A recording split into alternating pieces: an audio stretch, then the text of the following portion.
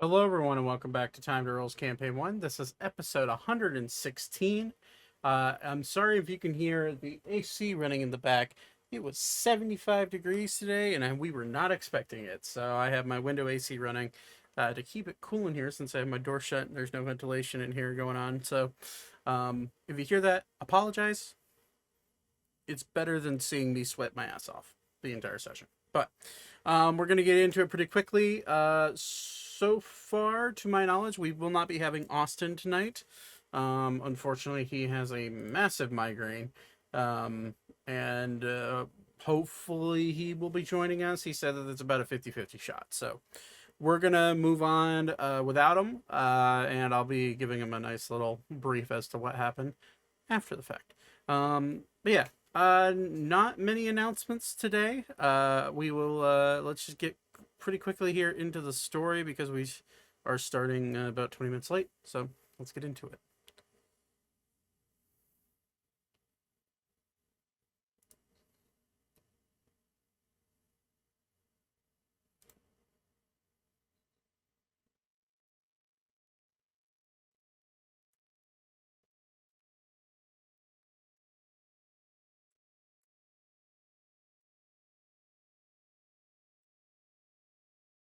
Outstanding. The time change has fucked me up as well, don't worry. But anyways, we're live, just so you're aware. Awesome. Magic. What I'm were gonna you go- saying, Magic? Oh, before you were talking about that, Todd, that's when I found Yeah. out she was my second cousin. Oh, That actually explains a lot. Better than a first cousin. True. Yeah. But on that note, I'm gonna go mobile because I'm not even gonna screw with Grubhub screwing up my order again. I'm just gonna go pick it the hell up myself. So Okay. I will be away from the computer for a bit, but I will obviously still be on Discord. Okay. He's actually listening to me. You know, what's this about cousins? That's not important to what's happening. We're ready for our recap. Yeah, let's recap. recap. I got it. Excuse me as I had a dog to reset my brain. Okay. Maybe drink some lemonade too. That sounds like a good idea. Okay. Well, that's something. Someone's gonna clip that. I know that's gonna happen. Anyways, last we left off, fuckers. What? I was You just love telling a us. story earlier. I didn't even do anything. Okay. Last we left off. Rat Bastards, you found yourself in the Grand Archive, searching down any knowledge that you could arm yourselves with when it came to dealing with Torben and just a true vampire in general. In the process of searching through the library, Zane, you found a book that was locked. It like a dark leather bound book that was labeled Viola's Tome of Blood Curses. As you began reading it, you had a moment of communication with an otherworldly being that seemed to have been trapped inside the book. After some attempts to communicate further, you found yourself in a struggle with your own consciousness as whoever or whatever inhabited the book was attempting to get you to release it. As that went on, the people of the library started to evacuate. As people, you guys noticed people started to leave. And eventually, Zane, you were coerced enough into letting out the being that inhabited the book, being the ex-queen of the Valentian Empire, Viola. You would also learn that this is Queen Valentine's grandmother. Long lost and missing for well over 5 decades. However, after a brief stand down a moment with the ex Queen of Curses, you manage to ease her fury by speaking to her and summoning her granddaughter, Queen Valentine, to help assist in communications. Assisted by one Salazar Mathan, the curator of the Grand Archive and former colleague and teacher at the Strixhaven School of Magic with Orphelia. After some time, you came to realize that the wealth of knowledge that Viola offered was worth investigating into, eventually summoning the king, as well as Roslor Hillish and Godric Mathan, the brother of Salazar, to escort the Cor Deorum, the gem that all of you spent a long time trying to find, here as a focus point into attempting to build a weapon to stall and or capture Torben. We left off with Valentine being escorted by Thaddeus, Arval, and Elka back to the Lover's Leap Inn to catch up with Ander. And then the evening was beginning, or the day was beginning to turn into the evening. Viola had some extracurricular activities to attend to with Ander for him being a bit of a bastard. And we left off with you two, specifically Thaddeus and Elka, being at the Lover's Leap Inn, Arval being at the top of the Star Tree, and then Ori, Zane, and Vouivre were all at the Grand Archive.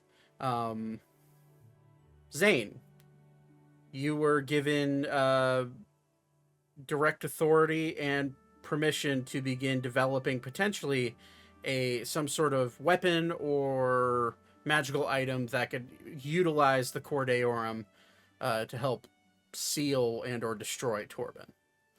So Yeah. we're going into the first night of you developing that. What do you have you settled on what you want to create? I'm thinking a glaive for Ori with it imbued in it. Okay, a glaive.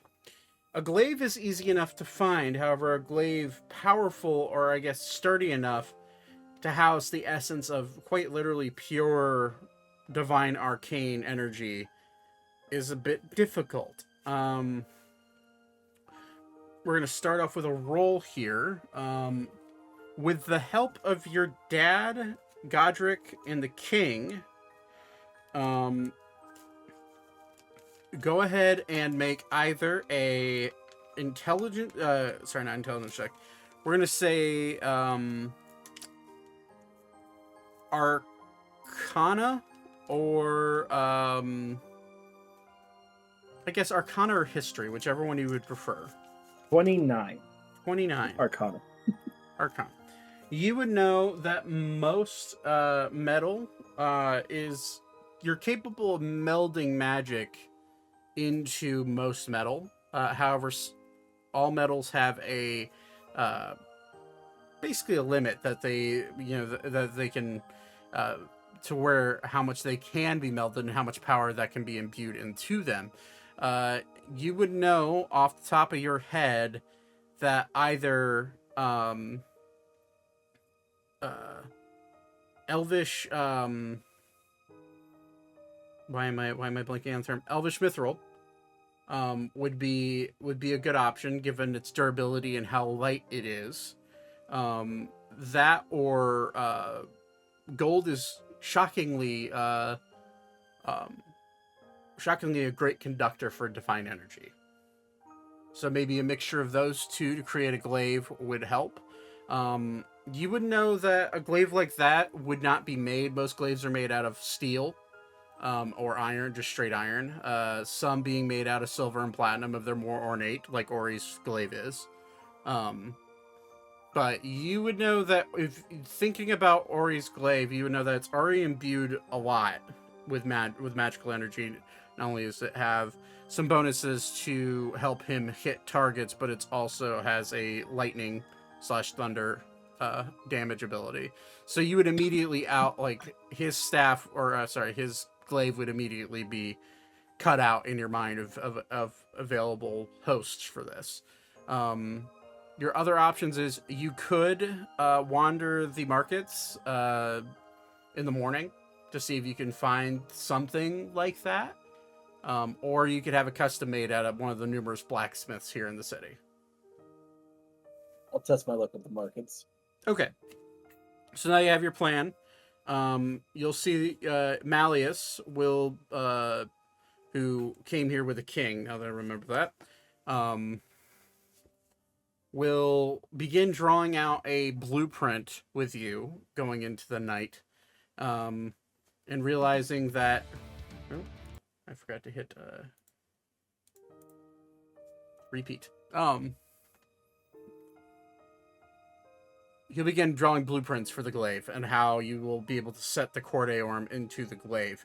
That'll take a better part of the early evening going into getting close to midnight. Once you have it drawn and perfected, I'm going to say, just for the sake of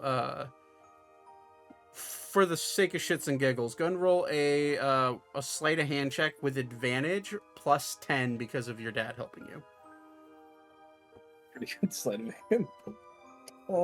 Thank God for that plus 10. That's 25. Okay. The DC was 20 for you to draw it exactly how you imagined it. So you are able, with your dad's help, able to draw blueprints for how this thing is going to be made. Intricate details of how you're going to be able to set the Cor Deorum inside of it without having to refine and grind down the Cor Deorum to fit. You realize that you'll be able to set the gem itself inside of the base of where the glaive begins to spur out into a blade. And you realize that is probably the best way to potentize the weapon, is by having it that close to where the weapon is striking. As for the potentials of the Cor Deorum, you would know that the Cor Deorum is pure divine energy. And you would know that you just simply setting it into the glaive would give it a smite ability. You'd be adding a smite into the weapon, and it would be equivalent to a level 6 smite, or level 5 smite, sorry. Okay. So just by placing it, you immediately add a bunch of damage dice to it. Now you would understand, given that you helped Vouivre with the Leon's invention, the ceiling gourd. I can't remember the actual name of it. Urn, thank you. Leon's Urn of Sealing. Yep. Urn of Sealing. You would know that the Urn of Sealing is it is also divine in nature. So you would know that with enough help from someone like Godric, or even some of the clerics here in the city, you'd be able to enchant this weapon in order for it to have a sealing ability. The power of which, the strength of the sealing really just depends on the skills of the people you have around you, rolls specifically, and how much time you decide to put into enchanting it. You remember that Leon spent the better part of a millennia casually working on that urn in order to make it almost impossible to get out of for Aldregos. So you understand that within reasonable doubt that what you can create here in a few days is going to be nowhere near the power of sealing that the urn possessed, but who knows? Maybe some crazy rolls may be able to cause some miracles here. But as you begin thinking on that, your dad kind of looks at you and says, I think that's enough for the night. Let's head to bed. The king's already asleep. And you see the king just kind of like leaning against the wall, his hands like folded over his breastplate with a book in his hand, like kind of like he looked like he was reading a book for a majority of this time, but the book's kind of just like opened to where he was reading, and it's just fallen on his chest, and he's just holding the book, and he's like has his head down sleeping. And as Malleus mentions that, he just kind of like looks up and goes, I wasn't sleeping. You're fine. Bedtime, huh? Indeed. Where's Godric? And you look around. Godric's gone. He slipped out during the whatever time that you guys were busy working on the blueprint. You don't know where he went. You can make a perception check with disadvantage. Yeah. I'll just tell him he probably snuck out at some point. I wasn't paying attention well enough to do so. Okay. Fair enough. You would see that he's gone. Don't know where he's at. But, so you guys head to bed. At this point, Vouivre and Ori, you find Zane and his dad, followed by the king, making their way from the lower chambers of the Grand Archive. You two have been kind of just on standby guarding the former Queen Viola, is how I left it off at the end of last session. So you guys are there. People let the lovers sleep in. What is your, I guess, for Thaddeus and Elka, what is your intent? Do you want to stay there for the night, or do you want to try to meet up with your friends at the Grand Archive before the night? I was on a date with That's right. You did say that. My Herbolg. Okay, so I would say both of you are probably Indisposed. busy. Yes, understood. Okay, so you two sleep through the night, enjoying your nights. You'll see, actually, in the process of you making your way up the stairs to a private room, Elka, you do notice Arval, or Beep, sneak in through the front door and wander somewhere within the Lover Sleep Inn. He's made his way back to you guys. But after Hey, Zach. Yeah. High or low? I hate these questions. Low.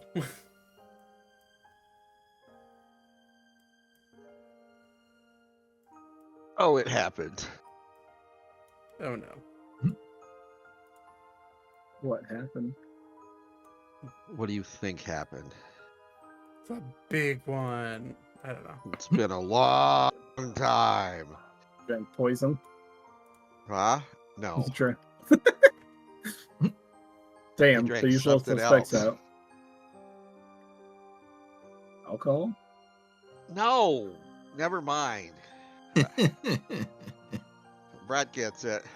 Yeah, I picked up on it.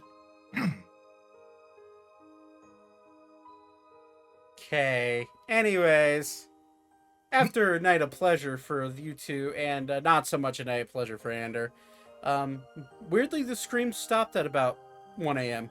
Oh no, they Earlier didn't. than I expected. The screams, the horrible screams. Yeah. They reignited from a different part of the hotel. You know the Tom and Jerry screams that Tom does? That's what you were hearing. It's like screaming goat. You just hear Ander.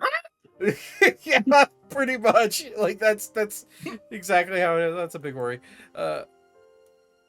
Just so I know where people are in my brain. Just make it easier to track you. Okay. So throw. Yep, that's not what I want to do. Okay. Big Zane.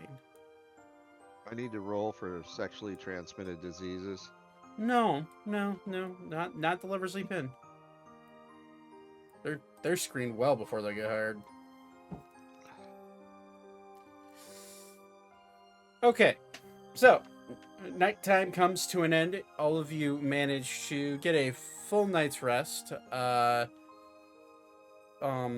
There are beds provided to you guys at the Grand Archive.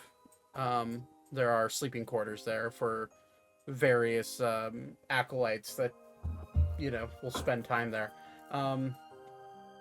But you all wake up. Zane, you are, I assume you're up early, pretty early, I would say. Oh yeah, I usually am. Okay. Are you notifying anybody that you're leaving? I'll tell Ori.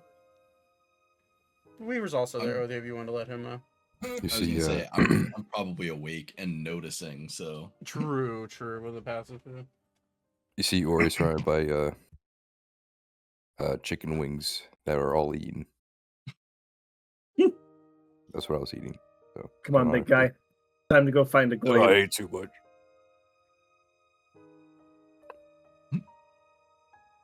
Help me up. He There's reaches no- out a hand. I'm gonna try my best, but Zane is not a strong man. Make an Make a strength check. Yeah, make an athletics check. Yeah. Oh God. Have the female dwarfs you were with help pick you up. A 14. I feel like you're good. I feel like it's I'd say yeah. I mean, just to help Ori up with Ori actually. yeah. He's not resisted. He's not trying to like pull you down. Like Ori would be able to manhandle you. To be fair, but. Yes. You're able to be sturdy enough to allow Ori to rest his hand on your hands and stand up. I feel like I'm just like grabbing your like whole forearm. Yeah, you're able to resist it shockingly well, and it's a big strong artificer there. Okay, so yeah, Zane, Ori, and I guess Weaver. Are you gonna join them on their endeavors? I didn't hear if that was to me. Yes, it was. Ori but- and Zane are heading to the market. I'm probably going to stick around just to make sure that there's an extra set of eyes on the work in progress. Helping to guard the work in progress. Well, the work in progress hasn't started, to be fair. Oh, okay. That's Okay. We gotta find a glaive first. Okay. Or make one. So we're gonna determine if we can find one. Yeah, so Then- if you'd like to tag along, it's up to you. But Yeah, might as well, because Okay. I actually have some coin Yeah. to throw at this if necessary. I know it probably won't be necessary, but also, have you bought spell components yet? I don't think there's much that I need at this point. I Okay. think I have.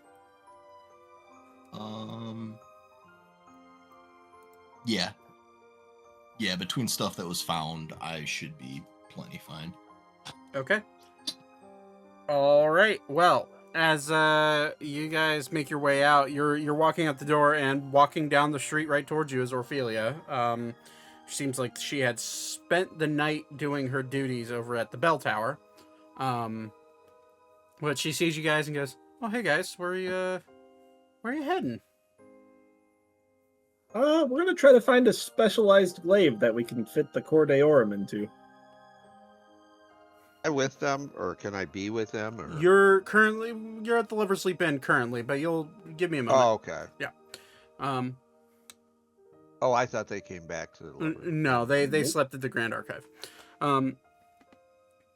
Huh.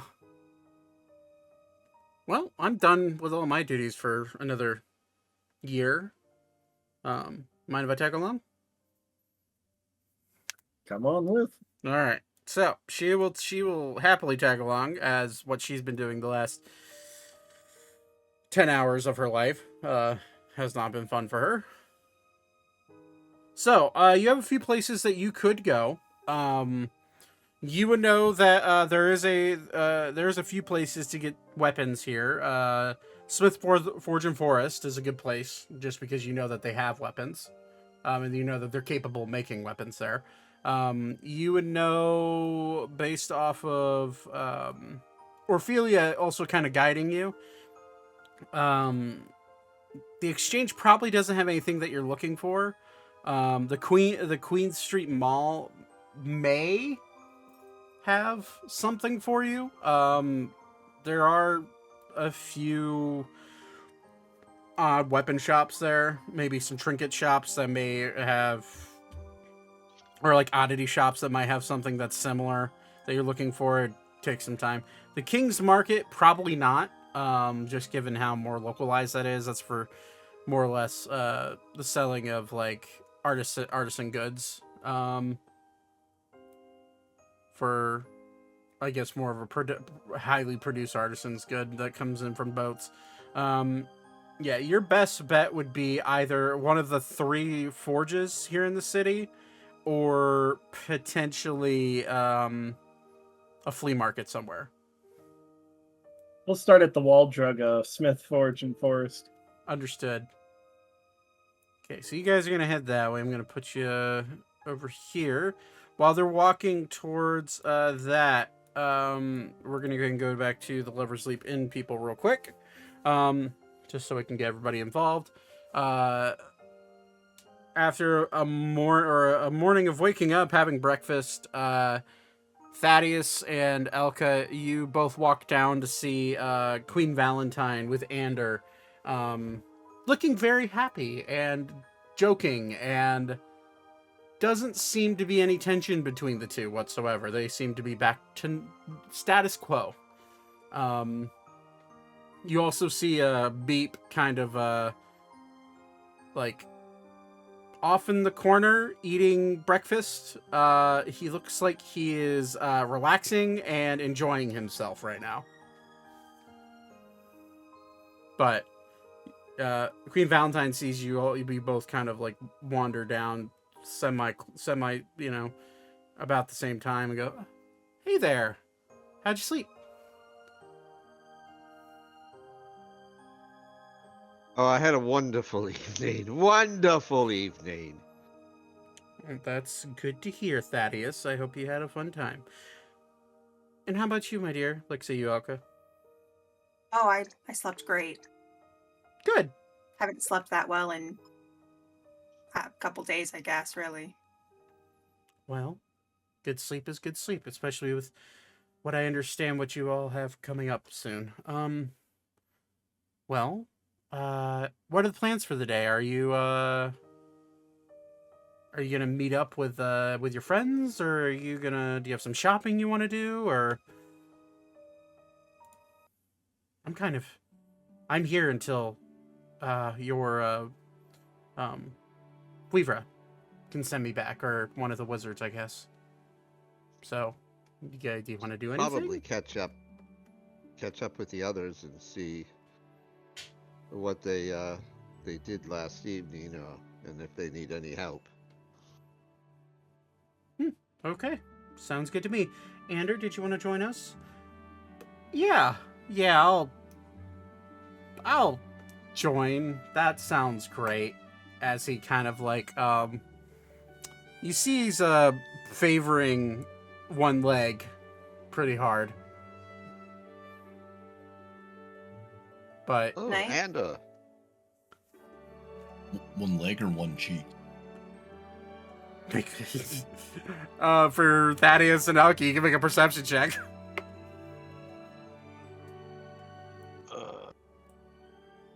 where's my... Dirty 20. Let me see. He's gonna roll stealth. Oh my god. He rolled like shit. He rolled a 2.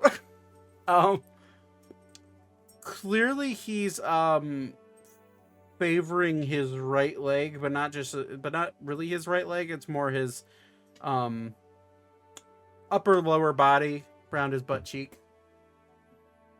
Elka, Thaddeus. is it my angle, or does he seem to be walking a little odd, as though maybe he was punished? Hmm, I We don't have to. We don't have to butt into their, business. Yeah, that would be slappingly rude. Valentine will just kind of have like the most innocent smile on her face as she's hearing you say this, and Anders just like deadpan staring at both of you. Like, My dear queen, yes. how are you? Your arm looks a little sore. Oh. Oh, They have wonderful massage therapists here. really? I feel fine, but Yeah. maybe I'll indulge in that a little bit later today. Just make sure you ask for the second level. Okay. Whatever that is. Yeah, I'll go ahead and Ander does it all the time. Well, Ander, I think you're up to level 3 now, aren't you, with them? You see his eye twitches as you say that, and he'll just look at you and go, I don't know what you mean.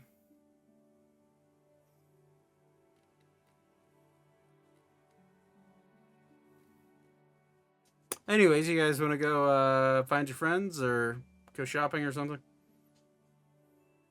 Elka, I'd like to find our friends, but what is your plan? I believe that's where we should be going. We did a lot of shopping yesterday. Yes. I'm gonna go ahead and add as you're saying all this, within earshot of Beep just kind of looks at both of you, shrugs his shoulders, and continues eating his breakfast as if, I'm just gonna stay here. So Beep's gonna stay here just for ease of me if random combat happens. As we go to leave, I'll pat Beep on the back and just say, hit us up if you need anything. He'll look at you and say, will do. I'm enjoying my pancakes. As you look down, he has just a stack of pancakes up to like easily 10 thick. Looks Beep, delicious. If your ego gets bored, please join us. Hold on. Wrong thing. One moment. You'll see him point at you. He'll point at you, Thaddeus, and say, "No, you." And make a wisdom saving throw. Oh, fuck. Hold on, I just stepped into the other room.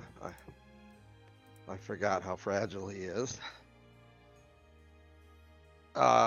Saving throw for Wisdom. what? Wisdom saving throw. Wisdom.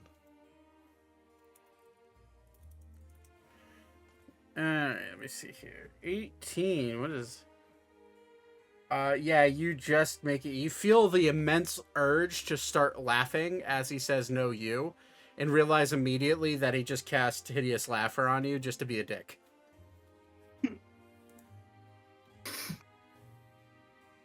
I'm actually gonna start laughing.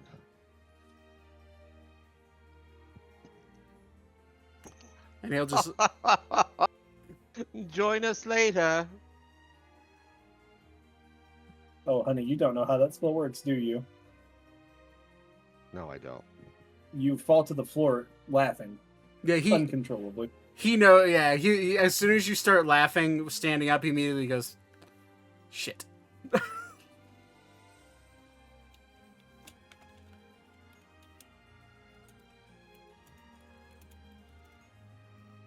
not gonna say what I was gonna say.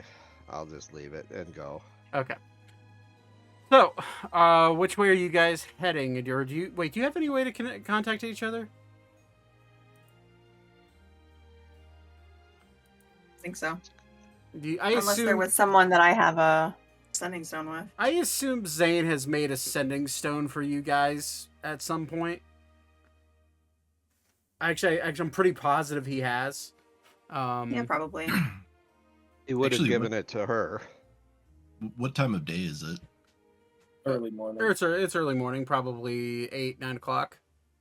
Okay, so I wouldn't quite go yet. I was planning on casting Animal Messenger, but I was going to do that closer to like noon.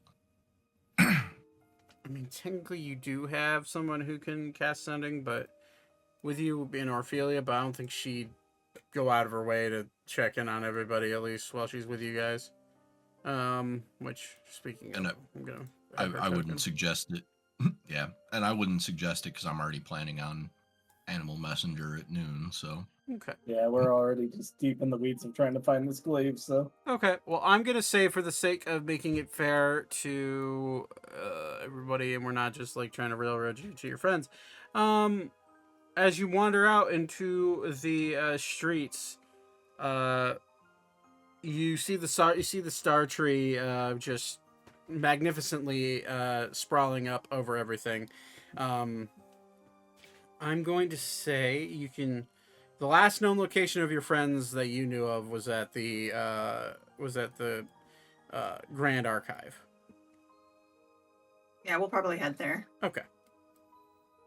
So, as you guys head that way, we're gonna jump back to the other group,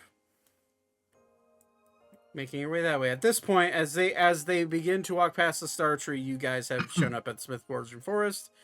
You show up at the blacksmith shop, which is just opening its shutters. One moment, because my brain does not remember the name of the people in charge of that place. As I pull up my notes.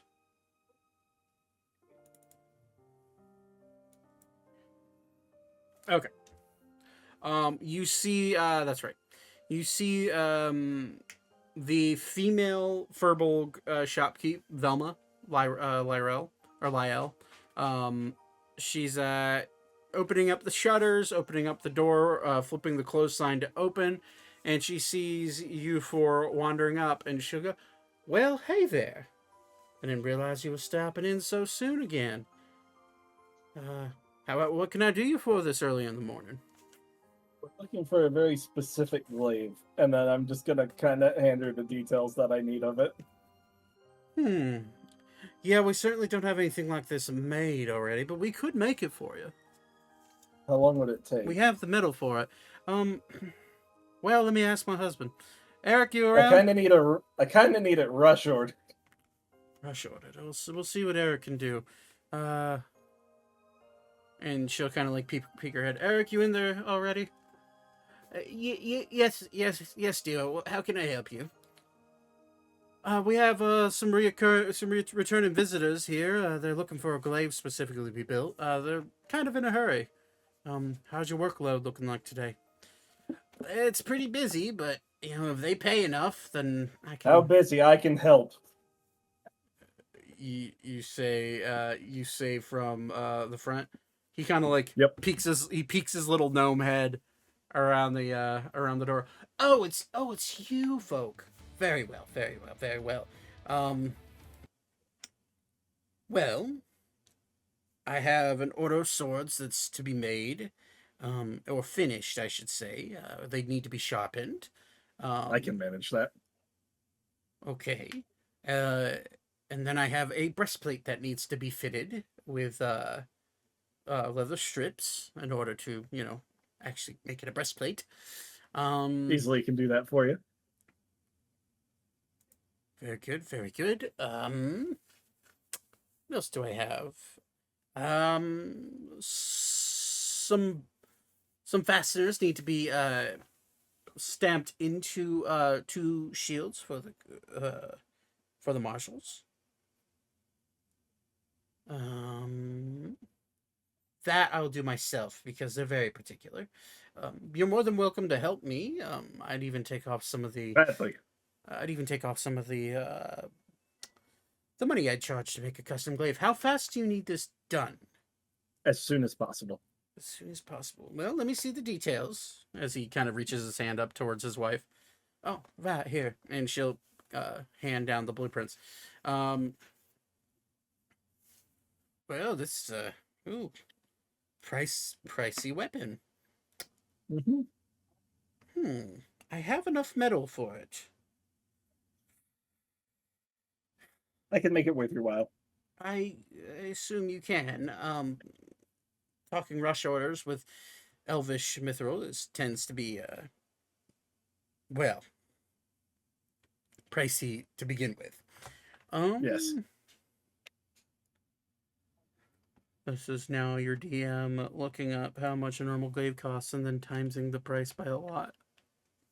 I am gonna be like, with this, I'm gonna help him make his shit so he's not behind.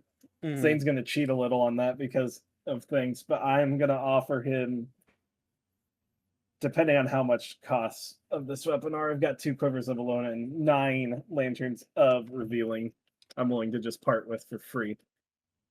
He To does even out the costs. He doesn't want the lanterns. He'd take the quivers. I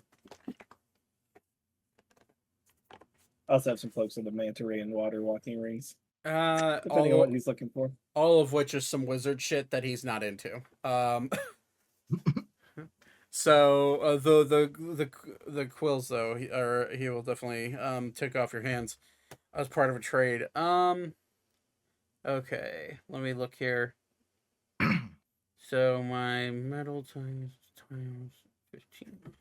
Hold on, I gotta pull out a calculator because sprint. All right, I should know. Actually, I know what that is. Okay. Hold on.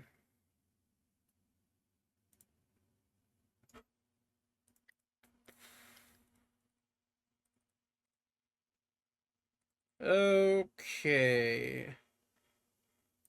So normal glaive price is 20 gold times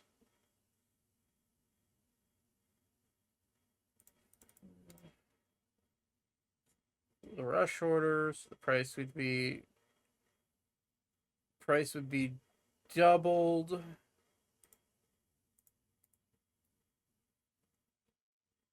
Normal time it takes to make a glaive is 3 days, so we'll say he can get done in a day and a half. The price you're looking at is 12,000 gold. How much do the quivers get me off of that? We're gonna find out. Quivers of Eluna.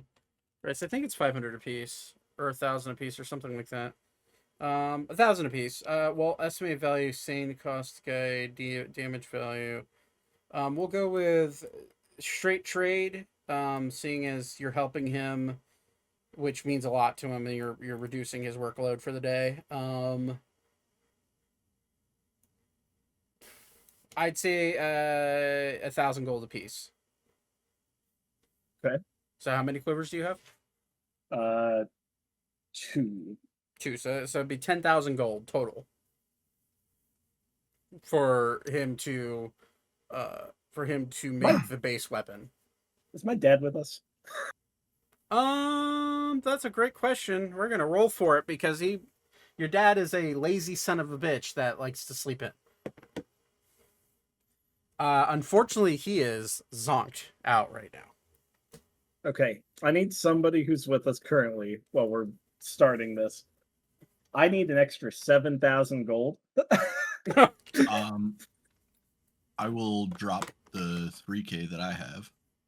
Because I've got just a little over 3K, but if I do 3K myself, I can send somebody out, whoever's persuasive with us, which would usually be Beep. I've got these lanterns I need to offload, which are more than likely worth a pretty penny, correct? The lanterns? Yeah. The lanterns should be, what are they? The lanterns are revealing? Yep. Let me see. I've got 9 of them. Since I am not making very good use of it, I will throw down one more quiver of Alona. Okay. So that's you're looking for 9,000. So 3,000 from you, Zane. 3,000 from Vouivre. Okay. You're out 3 grand. How much is 10 platinum worth? 100 gold. 100 gold. Yeah. Yeah, that's not gonna help us in this case. You would And I know. also, Go ahead. So like I said, I have one more quiver of Alona. I have my breastplate of the Protector, which I will gladly throw in for the effort. Mm. Isn't that the one you just got? Mm-mm. Oh, okay. So you That's said the one I had before. breastplate of the Oh, yeah, yeah. protectors. What you said? Yeah. Yes. Oh, wow. Protect. Is it wayward protector or just the No, I think protector? I think it's a something you made. Because I was looking for something with dominate person. Let me double check that in my DM notes. 1 sec. Because I'm going to take. I definitely haven't sent you a. That is definitely a D&D like homebrew or 5e thing. Yeah, I You're mean, gonna have to come up with a price with what he put in the chat there. With yeah, it, so. that's what I threw in there. So Or it's that's what I had on it. plus 3 armor, resist to necrotic, advantage of being charmed, to cast dominate person 1 times per day. That's an expensive fucking breastplate. Well, we might not be spending any money with you throwing down that. Let me see here. Magical armor prices. Let me see here. Okay. So something similar. Actually, I know exactly what's something similar. Yeah, you would get about actually with that breastplate and that many enchantments on it, that's a 12,000 gold breastplate. Well, shit. I'll just keep one of my quivers. He can keep his quiver, and we'll just pay no money. Hallelujah. Yeah, he would.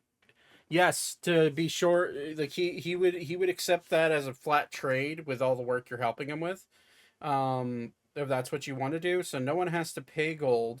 However, to answer your question about the Lanterns of Revealing, you would have to figure out exactly how much they'd sell for, but you have sold one before and you got 3,500 gold for it.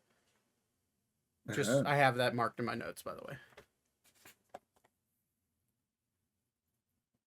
Vouivre, before I start helping this man with this work, could you go try to sell these for me? I'm going to hand you 9 Lanterns of Revealing. They should fetch you about 3,000 gold apiece. This one is not the most convincing when it comes to. Well, take selling. Ori with you. He's at least intimidating. So. That's entirely fair. I'd be happy to help. Thank you. Orphelia kind of like looks at you and says, "Well, you're gonna be preoccupied here. Should we try to find the rest of the group, or are you think That might be wise. Use the gold from those lanterns to get whatever we need, healing potions or whatnot. I'm pretty sure we bought some yesterday, but More is never worse. that is also entirely fair. So she will. At this point, this is when you guys show up to the Grand Archive, and you see Salazar, Godric, and Viola all kind of shooting the shit in the main lobby, along with the king, and Rosalor is also there. Yeah, Rosalor would be there, up early. And as they see you walk in, Godric will be like, "Well, hello. I didn't expect to see all of you back here so soon." You know where our friends are? We're looking for the group. Oh yes, they just left, didn't they, Silas? And he'll look over at the king, and the king will, yes, they headed out about half an hour ago. They said they're going In- to some sort of blacksmith that they had been to the day prior. Hmm. I think Elka, I do you- remember where we went. And so at this point, Elka, you hear a voice in your head. Elka, I don't know where you're at. We're procuring a weapon for our plan. We'll be at Smith Forge and Forest for now. I have 5 words left. No 6. Ori and Vouivre out and about.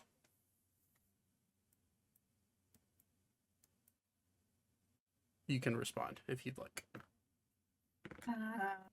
I'll just say, oh, thanks. Thaddeus and I can be there soon. All right. So, at this point, you guys can start heading that way. For the sake of ease, Zane, I'm not gonna make you roll for fucking doing mundane shit that you could do. No, but I'm gonna tell you how I do it to get this done quicker for him. Okay. I'm gonna cast Mending on all the swords to get them to peak sharpness. Okay. Yeah. That's Well, fucking brilliant. Can you do that? Hold on. Can you I grab? have the components for it. Yes, you do. Can you give me the mending spell description? And Sure. I just want to make sure of one thing. The spell repairs a single break or tear in an object you touch, such as a broken chain link, 2 halves of a broken key, a torn cloak, or a leaked wineskin. As long as the break or tear is no larger than 1 foot in any dimension, you mend it, leaving no trace of the former damage. It's effectively repairing The them being blunt. Spell can physically repair a magical item or construct, but the spell can't restore magic to such an object. It's a little bit stretching it for use. Oh, If not, I cool. mean, it doesn't take long to sharpen swords on a wet stone. Yeah, I would say for the sake of you do have a point of technically the blade is damaged when it's banged into being a sword, because you're repairing the metal. I would say you'd be able to mend it to a point where it's like has a fine tip of like an edge of a sword, but then you would have to run it on a whetstone a few times That's fine. just to give it an actual sharpness, like an adequate sharpness. Mending is more for like the basic fixes, like a saddle strap breaking or something like that. Mhm. But okay. I think honestly, you'd probably meld earth would actually meld earth would probably be whatever, or meld stone, I should say, would probably be the better thing. But okay, so you do that. The group of 4 heading from the archives are heading towards you. Vouivre and Ori, you wander to the closest magic shop here in this district, which would probably be... It would actually be here at Smith Forge and Forest. So you wander down the aisles of shops that are starting to open, and you do find a magic shop. Hosting this shop, actually, I do have a name for this guy.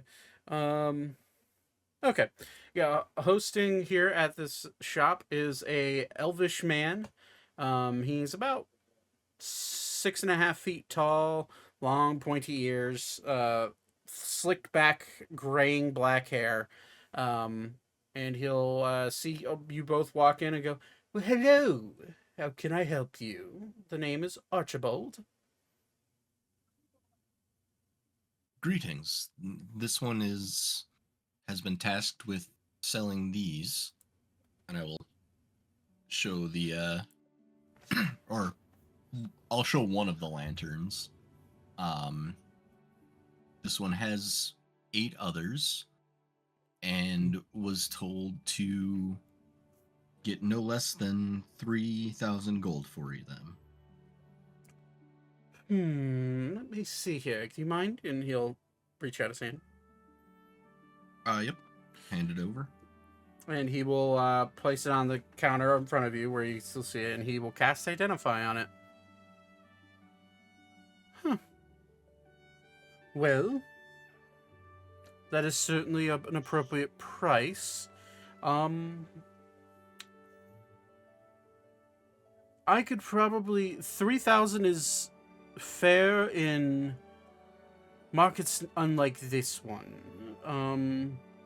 In this one, we will be paying a little bit more. I couldn't, in good conscience as a businessman, pay you less than 3,500 apiece.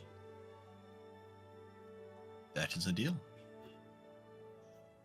Excellent. And you said you had how many? 9, right? Yeah, 9 total. This one has 9.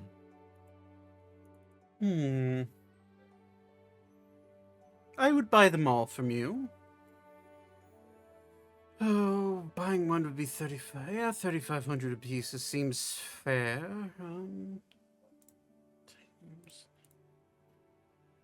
Okay. Well, that would be 31,500 gold, or if you would prefer, I can give you a banker note, and you could take it to the bank here in the city, and the treasurer will gladly fulfill this note, take it out of our account, and it would be paid to you in platinum. I'll look at Ori and go, this one thinks between the two of us we can carry the gold. Very well, that would be... I hope I have enough gold here for that. And he will say yes or no. It seems I am slightly short. I'm willing to buy all of them. You can either wait here and I can go make a withdrawal. And I can just get platinum that way and just hand you the platinum. Or I can give you the banker's note and you can go do it yourself. It's entirely up to you. This one does not trust banks.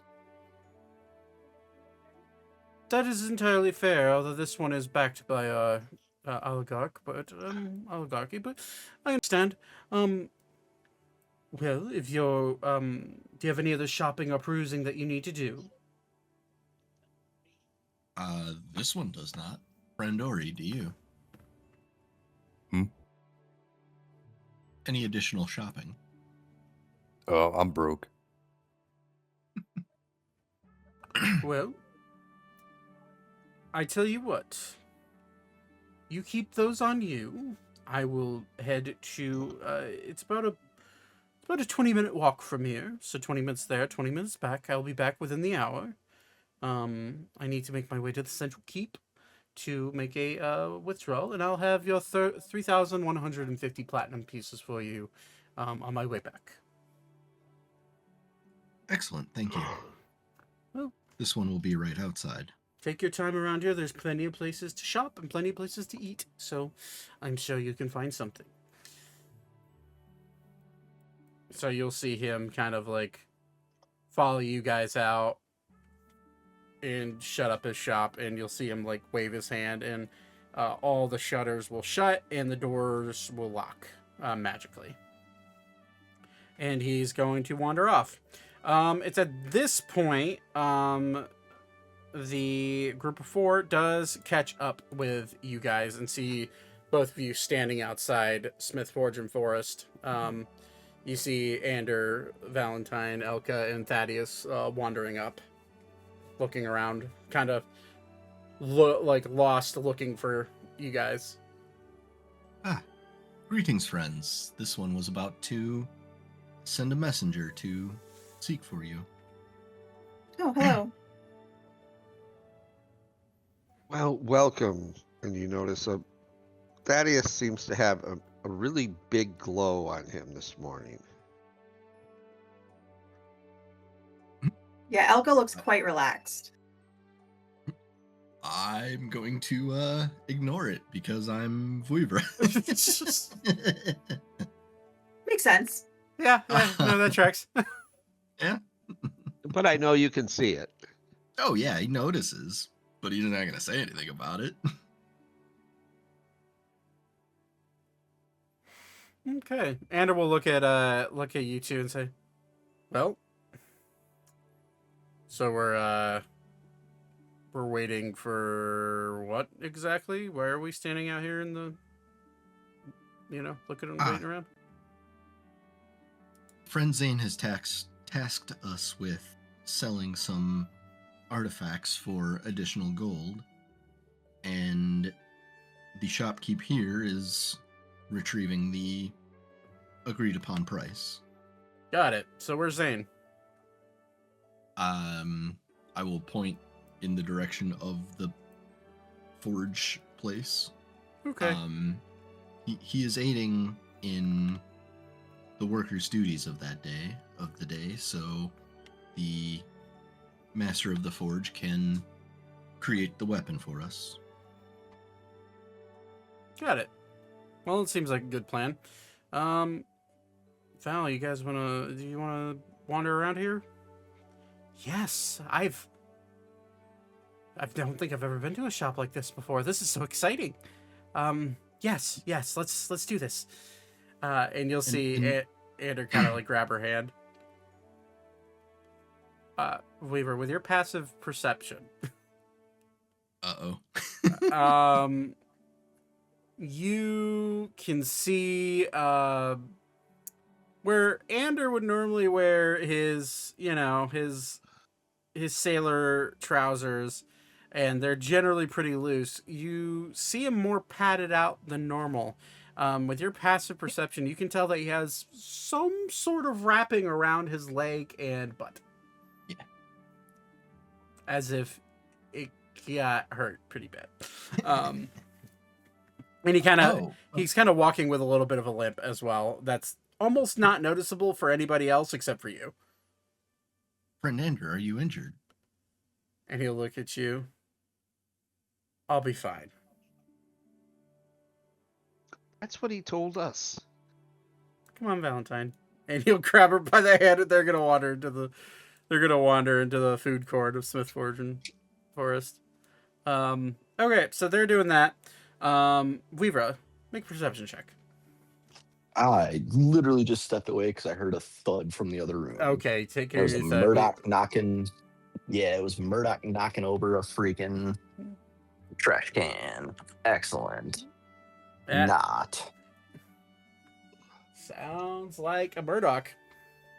Yep. Look, Dad, look what I did. Just about. Damn it. Okay. Sorry, you said Perception check. Perception. Alexa, roll a d20 and add, is it 12? I think so. You rolled a 2 plus 12 gives 14. Yeah. Rough. Fuck you, Alexa. Right? Fucking clanker. Yep, that's a good one. You notice nothing because you are currently distracted by the arrival of your friends. Fair. Okay. So, is there any shopping that the Smith Forge and Forest is going to have? Whatever the fuck you want, for the most part. So, if you were thinking of anything within the last 2 weeks since we last did some shopping, by all means, buy what you want. But after about 40 minutes or so of waiting, you see Archibald, the black grayish haired elf, wander back, and he's holding. Currently, you don't see him holding anything actually. And he walks up and sees you, Vouivre, and goes, "Well, I have gotten the payment for you. One moment," and you'll see him literally take his finger and draw a line in the air with his arcane abilities, and he'll just kind of like pry open space in front of you. And you'll see a coin bag or a coin satchel filled with platinum, and he'll hand it over to you. He's like, "You could count that if you'd like, but that came directly from the treasurer." Just with my perception, passive, either otherwise, it's at least close, right? There's definitely at least 3,000 in there. Okay. Yeah, I mean it's hard to gauge exactly how much, unless you are just like proficient with how much platinum weighs. You would assume it's every bit of 3,000. You would you don't get. I guess you can make an insight check. Are you still out and about from your computer? Yeah. Yep. I can roll for you if needed. Yes, please. Can do. Just gotta pull up your So I'm character cleaning sheet. up after an asshole dog that knocked over a trash can and dumped a bunch of, like, I think it was boba Oh, everywhere. gross.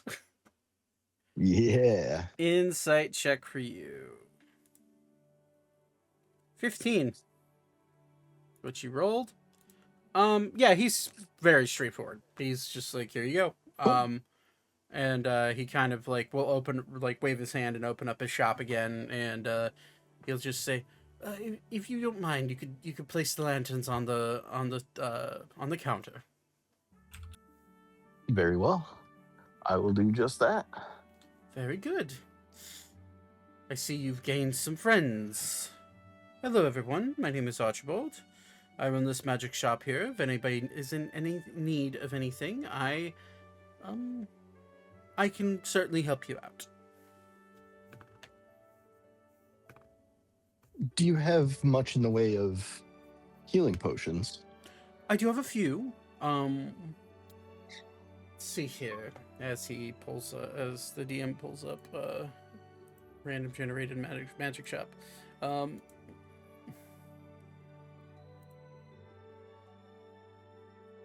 Let me see here. Potions. Consumables.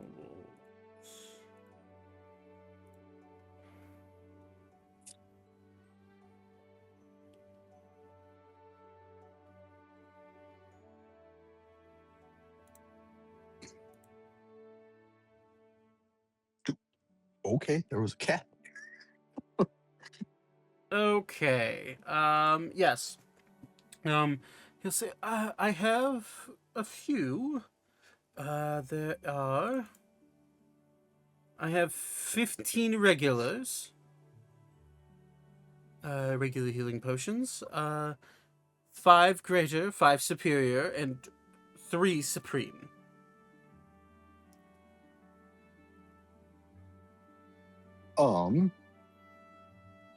I don't remember if Zane said to get more potions with the money, or He did say that. You would, I think you. okay. We would probably remember that, seeing as it was mentioned to him not, 2 hours ago. And he also wouldn't be distracted By as I am right now. Yeah, understood. Zane would say buy as stock up. I think the exact words were more the merrier. Okay. Then I will kind of embarrassed because I probably should have thought of this before.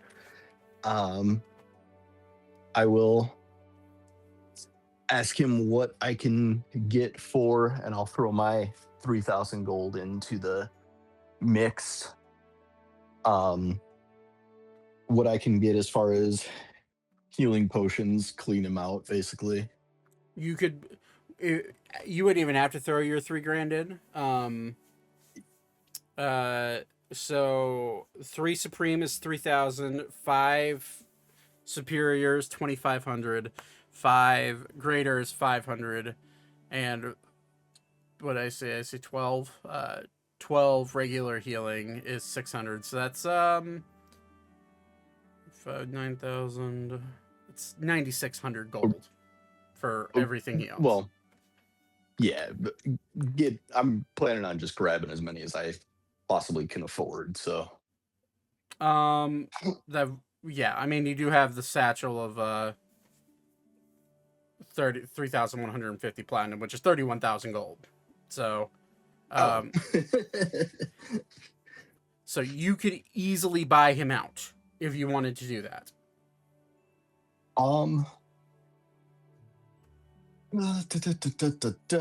This is where everybody else is still with us, right? Yeah.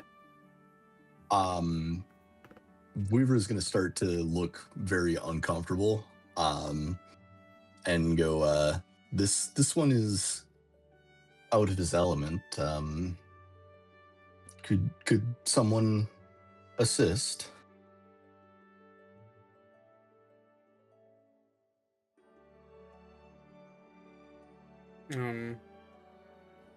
What type of assistance are you looking for?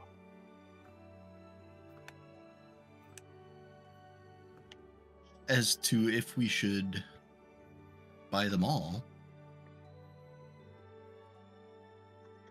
Well, I say as much as we can. It's probably for the best. yes, and I would agree with Elka.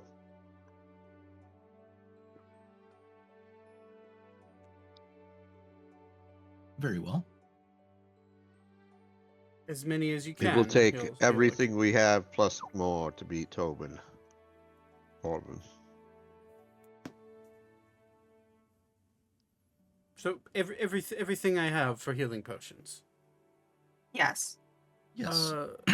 Well, seeing as you're buying them all in bulk, I'll give you a slight discount, 9,500 gold, or 950 platinum, seeing as you have a large sack now.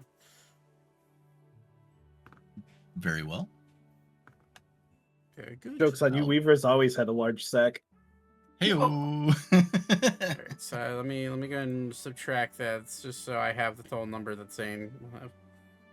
So minus 950. Okay. Okay. He will. He'll just look at all of you and say, "Do either of you have a bag of holding?" Yes. Very good. For the sake of keeping things easy, I will hand them to you, seeing as these are all very heavy combined. Yes, I can take those. All right. Well, assuming you're going out and getting into trouble, do be careful in your endeavors. Hopefully, you won't have to use those healing potions. This one It'd assumes be that we wonderful. will. It would be wonderful if we didn't have to, but unfortunately, there's a very slim chance that will be the case. Well, I wish you the best of luck then. If you need anything else, I will be here. I have all sorts of magical items that may benefit you in combat if that's where your path is taking you, but I'll be here. I open up every single morning, so if you think of something, let me know. Do you have any Appreciate it. items to increase in armor class? If you're speaking of like a ring of protection, I do. Above table. Do you have a ring of protection already, Todd? I don't know how. I'm sitting here looking at this, trying to figure out how I'm at 16. Let me see here. What is your A? Let me see what your AC is. So 16 AC. What kind of armor do you got going on here? There.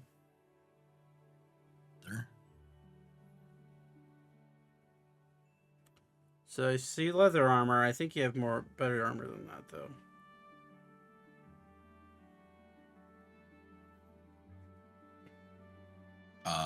No, No, because that mats. Yeah. Yeah. If you wanted to get, if you wanted to buy some like elvish mithril armor, you could. That is, it's considered light armor.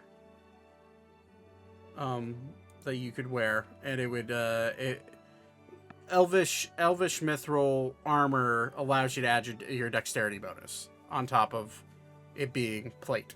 So it'd be 18 plus, or it would be 17. Is it 18, 17? 18. 18. 18 for full plate. Yeah, 18 plus plus your dexterity bonus, so your AC would be up to 23. It is expensive.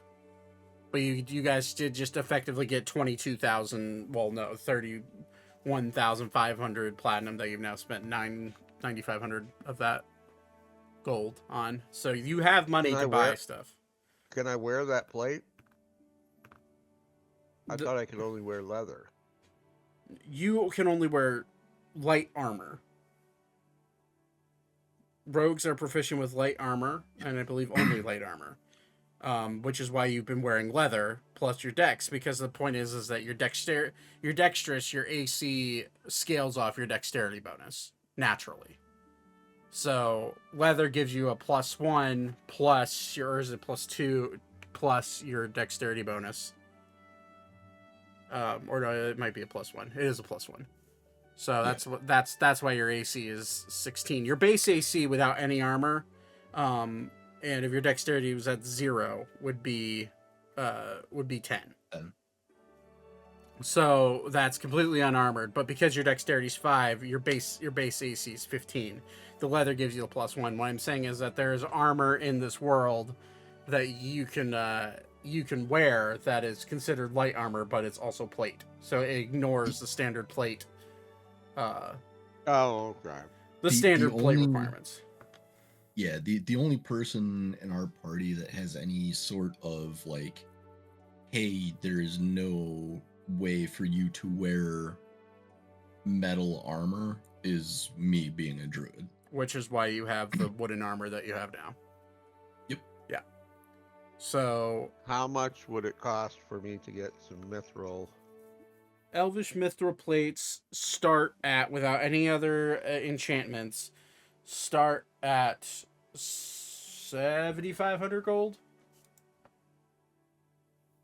And if you want anything above that, which there are Elvish mithril plates that are enchanted, they can go as high as 100,000 gold, depending on what you want.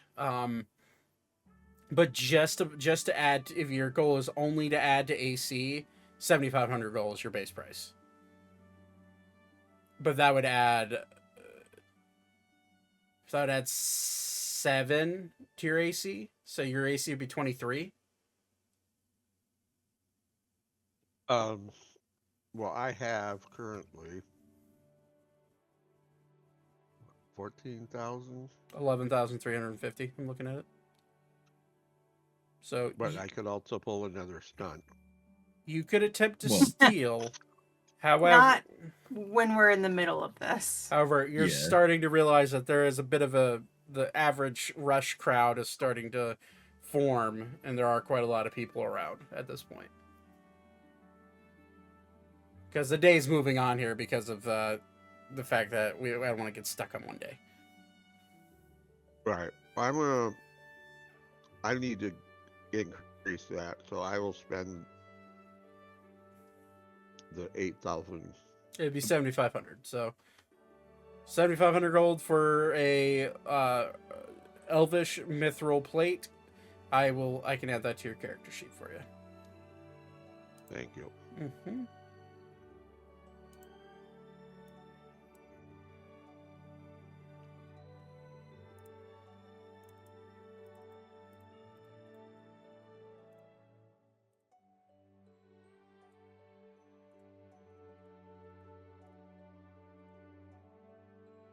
I'll adjust your gold as well. Since I'm in here. Okay.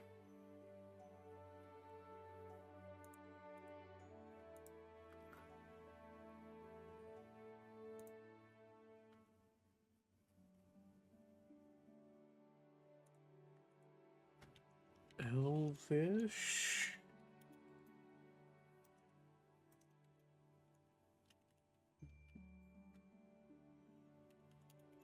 Plate armor.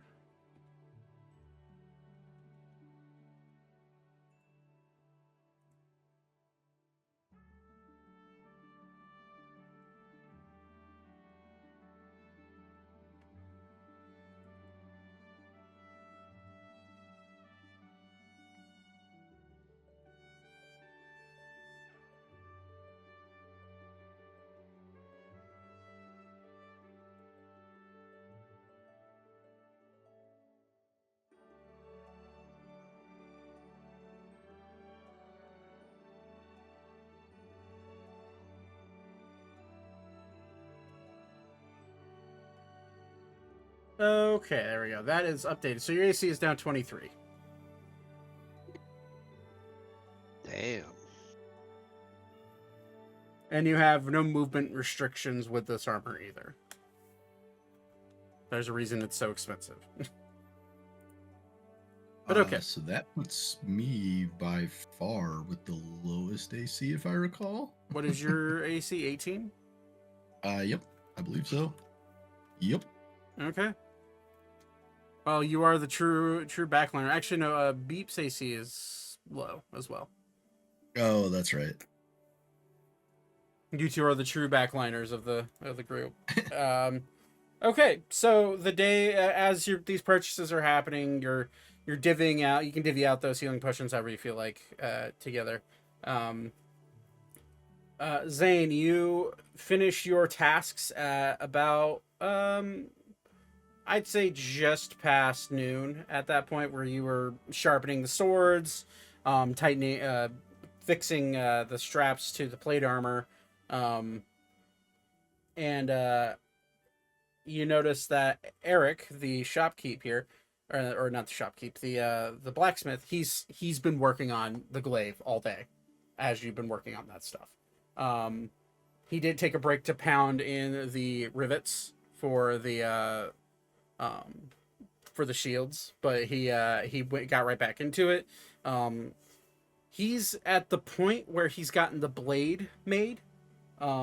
He made a cast for he has a glaive cut cast, but he made a specific cast just so you can seat the size of the Cor Deorum in it. Anything I can do to help? Well, yes, if you could. I was thinking about adding, dragon scales to the handle. Just have those lying around. I have a few, yes. I'd like to be able to make them less rough, smooth them out a little bit. But if I have two white dragon scales from an adult dragon that was killed 3 years ago here in the Wandering Plains. I was thinking about adding those to it because problem with channeling what you're saying is going to be pure divine energy is you can't quite touch the metal itself. While that's happening, you will get hurt. So we need something. It's already happened to me before. So you need something.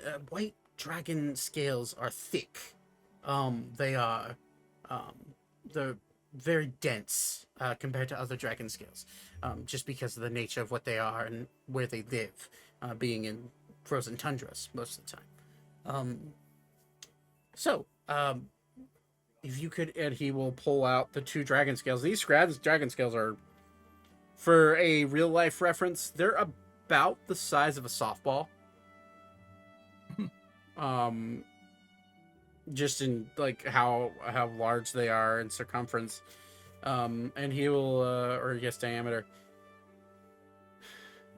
And he'll look at you and say, if you could make it so the exteriors aren't so rough, and if you could Yeah. form fit them too, and he will pull out the,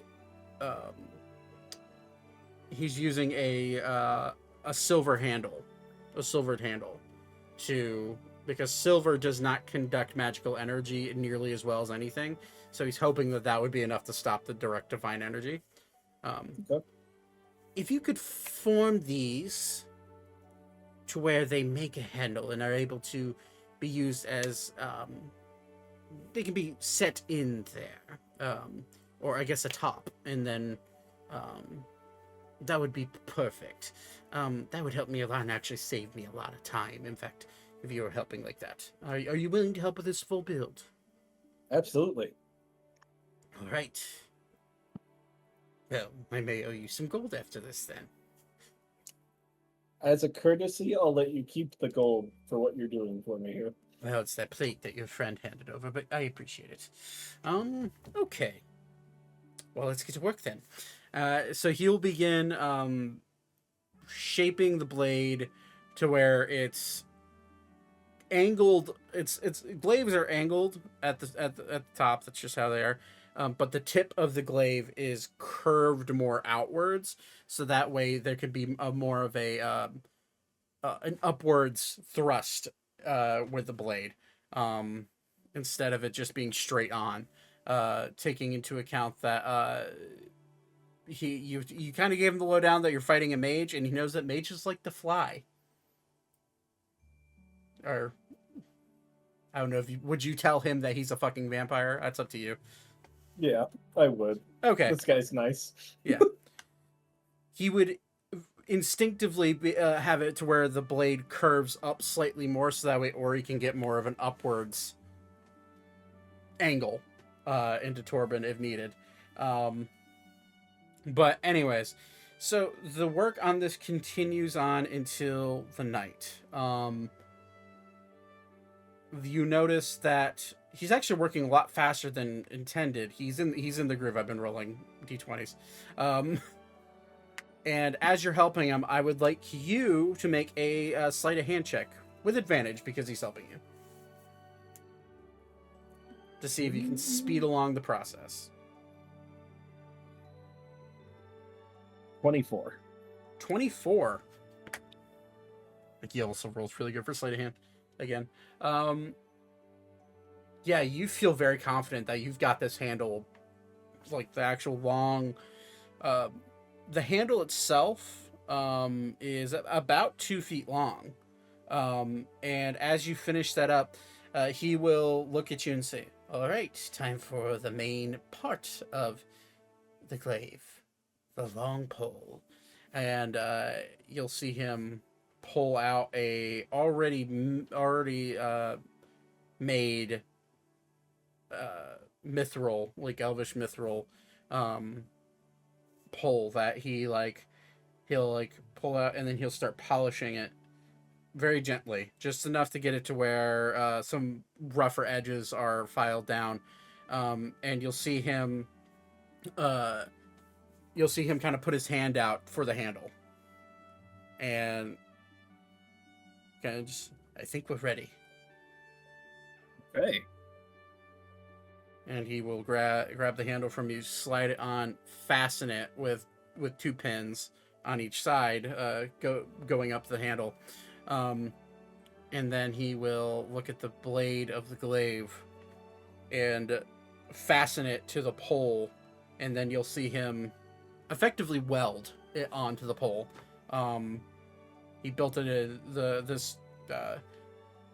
This weapon was built in multiple parts, and as he melds it and welds it on, it fastens, and he kind of like picks it up. And he's a short dude. He's able to easily lift this. This is a very light weapon. In fact, the heaviest part about this is the scales that you've been handling. And then he'll say, pommel. What's a good one we have? And he'll like start searching through a drawer of what you assume is glaive pommels. And he'll pull out one that looks like ironically looks like a bat. It's a face of a bat, and it's made of gold. And he'll just, yeah, that'll do. And he'll put the pommel and fasten it. And at this point, it's about 10, 11 o'clock. So in what time would have taken about a day and a half, you guys able with the rolls that I was just making as we were RPing, you guys were able to get it done about 12 to 14 hours. With you two. The blade is done. Obviously, you still have to place the Cor Deorum and fasten it and do any other enchantments that you want to do to it. But the main part of the weapon is done. Yep. And he'll look at you and say, Sweet. is this up to code? And he'll hand it to you. This is perfect. And it is light. It is so light. Light enough that you feel that you could even wield it. And he'll like kind of, I don't assume you're the one that's going to be handling that. No. It will be my large minotaur friend. Well, go get him. See if he likes it. Oh, I will. Thank you for the help. I appreciate you. Of course. And I'm Let's gonna... start crying. What? No. It sounded like he started crying at the end there. Appreciate you. Appreciate you. he'll stop you before you walk out. Zane. Yeah. He'll toss you something. It looks to be a Catch it. looks to be a bundle of something. Feel loose. What is it? It'll probably, if you're fighting a vampire, those will probably help. I'm gonna open it up to see what it is quick. It is 30 silvered bullets, effectively, for your gun. Nice. Thank you. I don't know who he is, but he sounds like a bastard. So go kill him. He is a bastard, and he'll be hard to kill, but we'll manage. Oh, those are also dipped in holy water. Oh, good. I bought them a long time ago for an undead problem we had back home. And, well, let's just say I didn't need to use them. By chance, do you know where I could get more of that holy water? I'd gather any ordained church here in the city. Fair enough. It's expensive, but you seem to have all the money you need. I've got my ways. Very good. Well, if you need anything else, one more thing. And he will reach into, he has a bag of holding on his side, and he will reach in, and he'll throw you a stone. If you find that the blade is inadequate, or you need it repaired after you're done using it, either you or your friend, whoever, stop in and I'll repair it for free. That's a sending stone to get a hold of me. Sounds good. Well, be safe. I will do my best. I'm really hard to kill, though, as I'm gonna, beat my chest plate a little. I'm sure you are. All right, so at this point, Ander and Valentine spent the entire day kind of wandering around Smith Forest. I assume everybody else did as well, or just kind of waiting for Zane to be done. Do I walk outside and see everybody just fucking standing around? Just arms crossed, kicking their foot. Yet? Yeah, checking their watch. We are done. We have to go back to the archive and fit the stone in. All right, let's go. Very well. Okay. You guys begin to make your way back. For the record, yeah. I'm going to slip into a cove and become completely invisible. As you're making your way back, okay. I'd say make a stealth check. Are you trying to do it discreetly from your friends? No.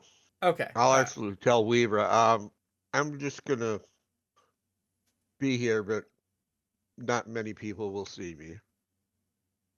Very well. So, yeah, you do that easily. I'd say make a stealth check with advantage.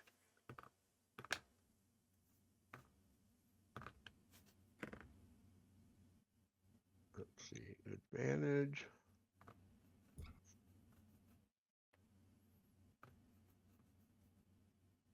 26. Okay, good to know. As you go invisible and begin walking along your friends and kind of shadowing them, I'd like everyone to make a perception check as you begin making your way with the star tree in view. You get to about right about here. Yeah, it's funny because I rolled Like a dog shit. 7. Yeah, Yeah. I saw that.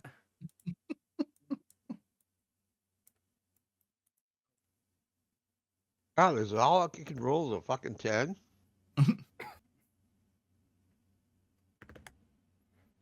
Okay. I'm rolling for the 3 NPCs. Valentine is unaware.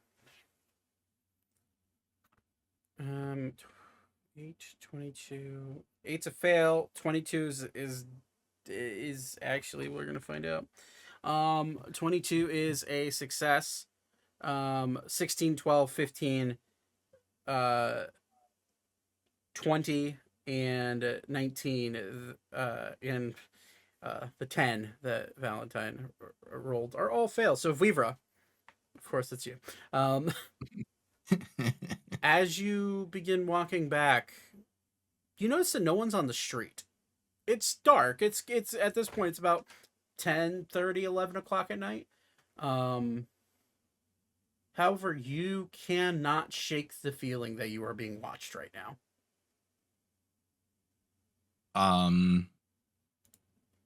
I will see if I can get Zane's attention because he's probably the most familiar with this level of city. And friend Zane, something doesn't feel right. It's a little empty around here, isn't it? Yes, this one feels as though we are being watched. I'd say that's probably pretty accurate. Is that normal for this No. size of city? It's very strange.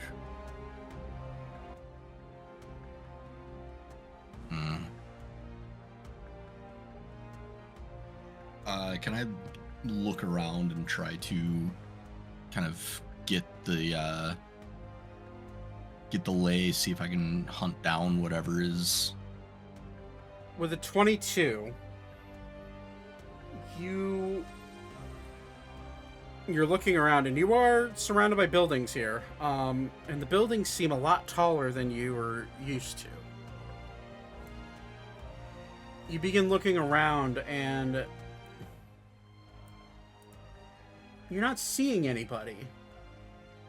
But then as you look back towards your friends, out of the corner of your eye, you catch a shadow move in an alleyway.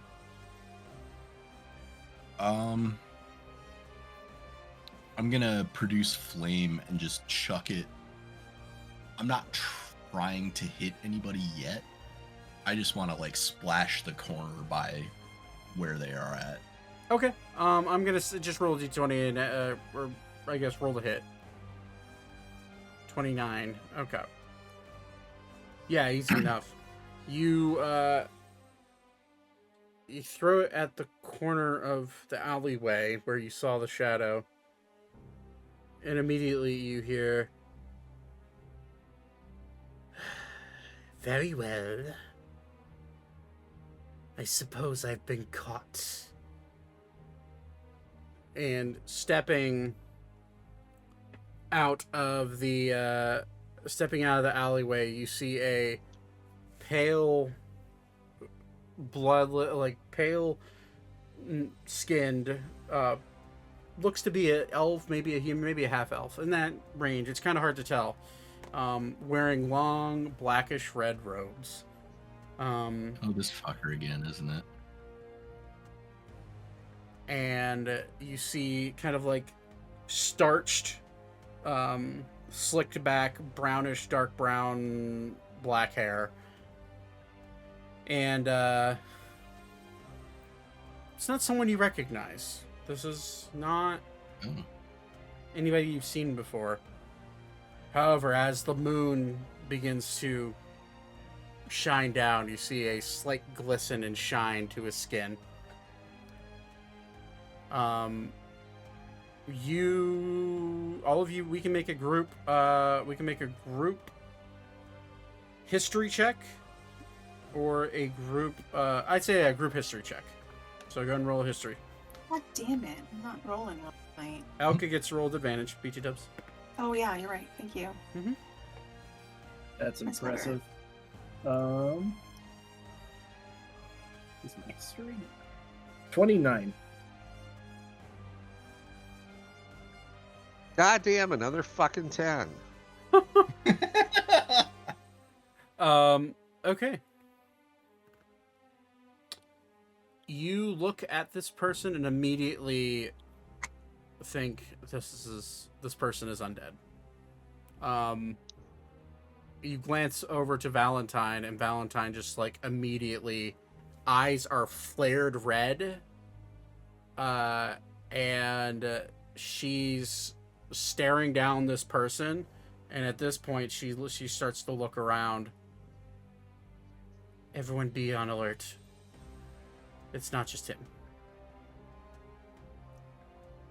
And that's where I'm going to get everyone to roll initiative once I change maps. Oh boy. Good thing I have new armor. Yeah. Yeah, it was a good Picked a call. time for that. So the person you see, let me go ahead and open the initiative, the turn order real quick. So go ahead and roll initiative for me.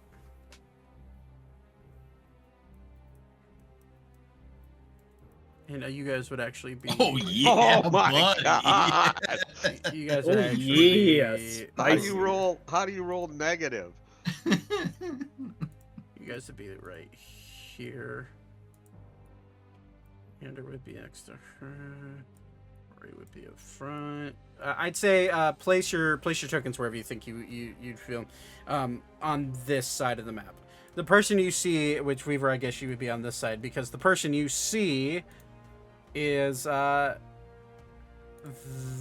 this person, which I will change there.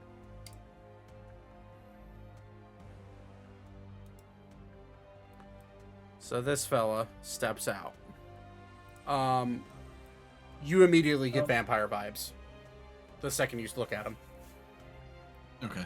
I would probably be, since I was telling Zane about it, I would probably be next to you, so wherever Zane. All right, there is a because of I made this map forever ago. I'd say we can ignore the hay if you want to, the hay card if you want to. That'd be great. Yeah. We can do that. And then Beep isn't here as well. So, all right. Oh yeah, Beep is not here. Good call. Yep. Okay, so go ahead and add turns for the people that didn't roll on roll 20. For some reason, Todd's didn't get tracked, but that's fine. Okay, Ori rolled a 17.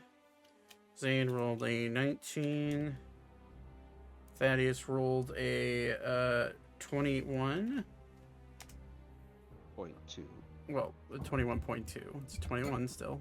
I rolled a 20 for initiative. That Oh, was for the history. gotcha. My 19 was that was just a base roll. I guess I should probably add my proficiency, huh?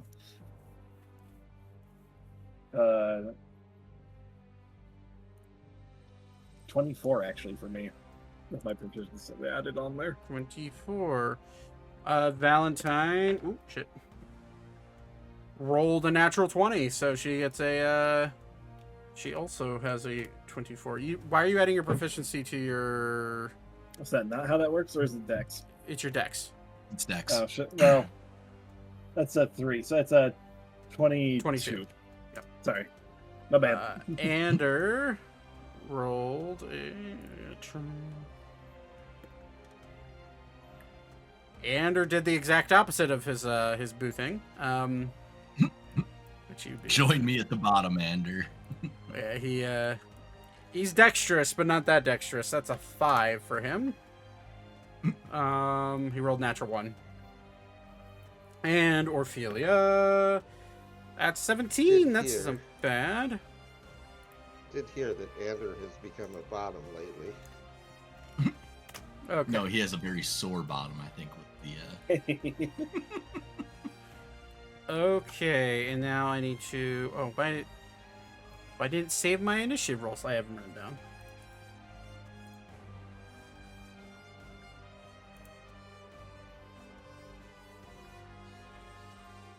$23 for that guy. Okay, so this guy walks out, and because he caught you off guard, he gets to. He'll speak. Well, we were just supposed to monitor you, but it seems you're being a bit more difficult, and the master's going to get what he wants. And he'll smile, and you'll see sharp, fanged teeth. And he'll kind of take a step forward. Well, everyone, shall we show our guests why we're here? And he'll point. And walking out of the shadows at all of you. Gotta go to a different screen. Are these two. And you, Vouivre, specifically you notice that on the roofs, you do notice a fair few of them lining the roof. Ah. That one as well.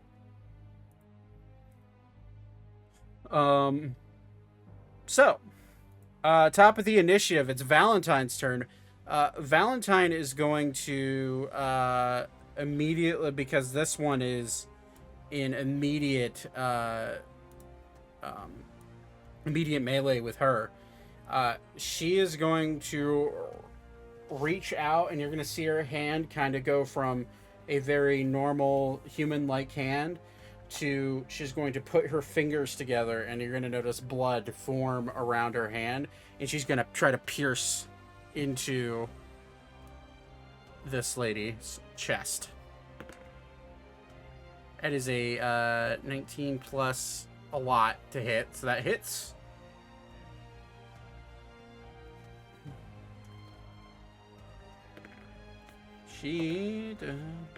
Okay, that's decent.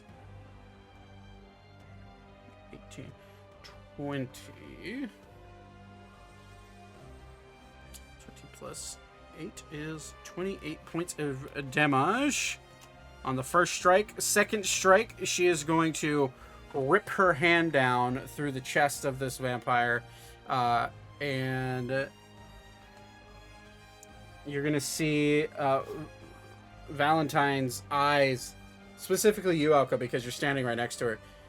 Her eyes will go from a dark red to a intense, like, violet purple, and you'll see the blood around her hands start to vibrate as she goes to stab again. She's going to smite on her second attack.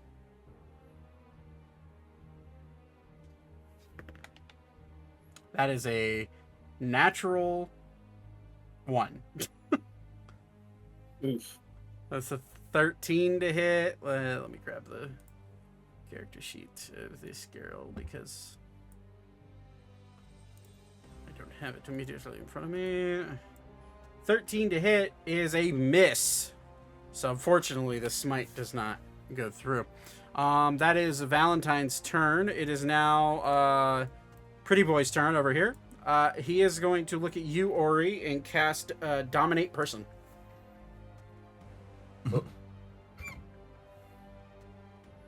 So, I'm going to need you to make a wisdom saving throw.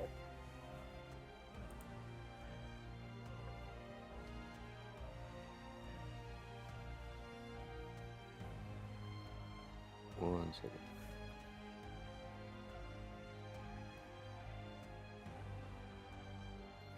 Because you have yet to start combat with him, you roll normally.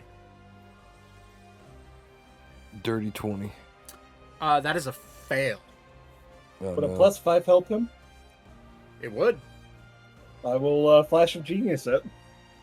Does Flash of Genius work on saving throws? It It does. certainly does. Okay. Yeah, that's a success then. You are not you're not dominated by the vampire man.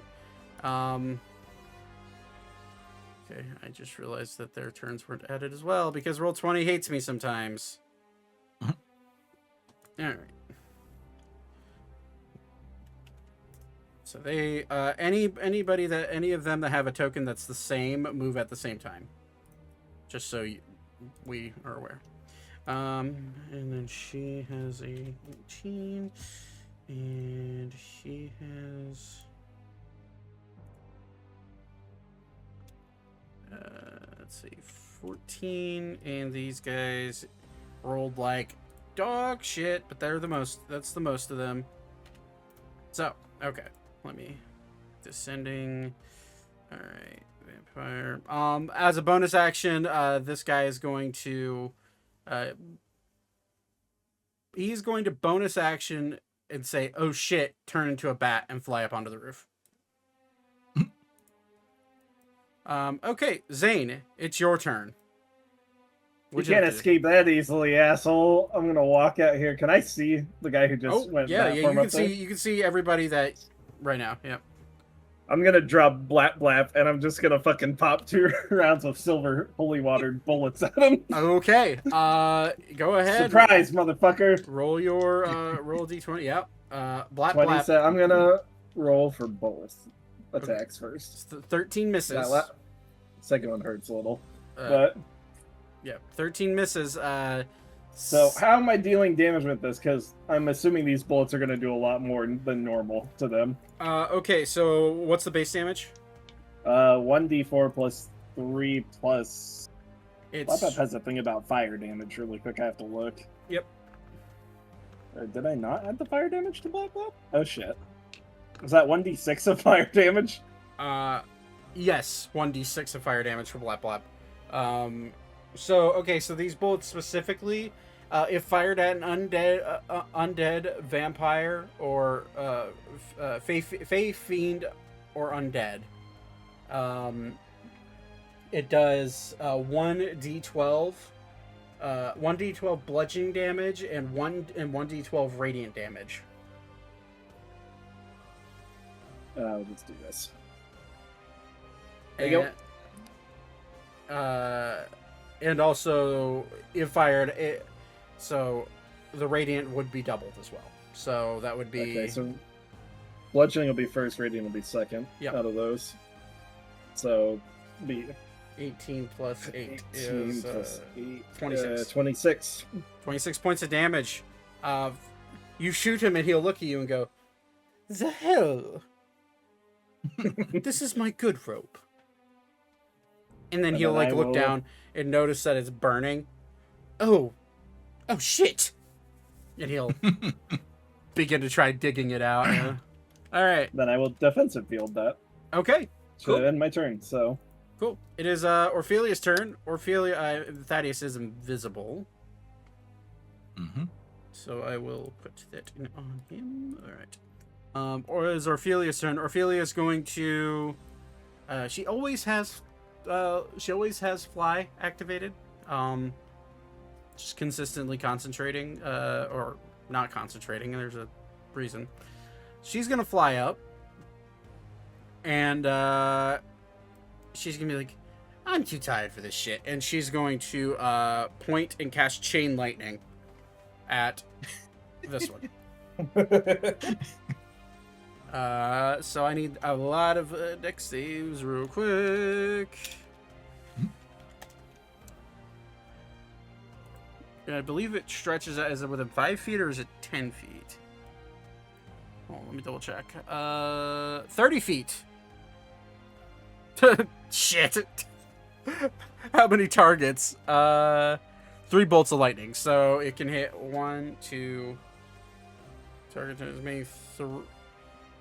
Oh, so it can target up to 4. So she's just going to, yeah. 1, 2, 3, 4. I need dex saves.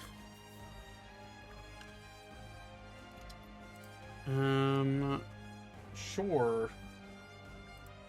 All of them have the same dex, so that works out. Oofda. Oh shit, that's a check, not a save. Fail. Hmm. Fail. Fail. Oh, Jesus Christ. You're just You- making checks You again. get a fail. You get a fail. Oh, you shit, get I a didn't fail. click it. Everybody gets a Alright, fail. so roll 2 more saves. That's still a natural 2. That's better. That's barely succeeds. So, she will arc lightning between this one, pretty boy, this one, and this one. The last one being the one that succeeds, so it takes half damage. So that's 10 d8 lightning damage. Mhm.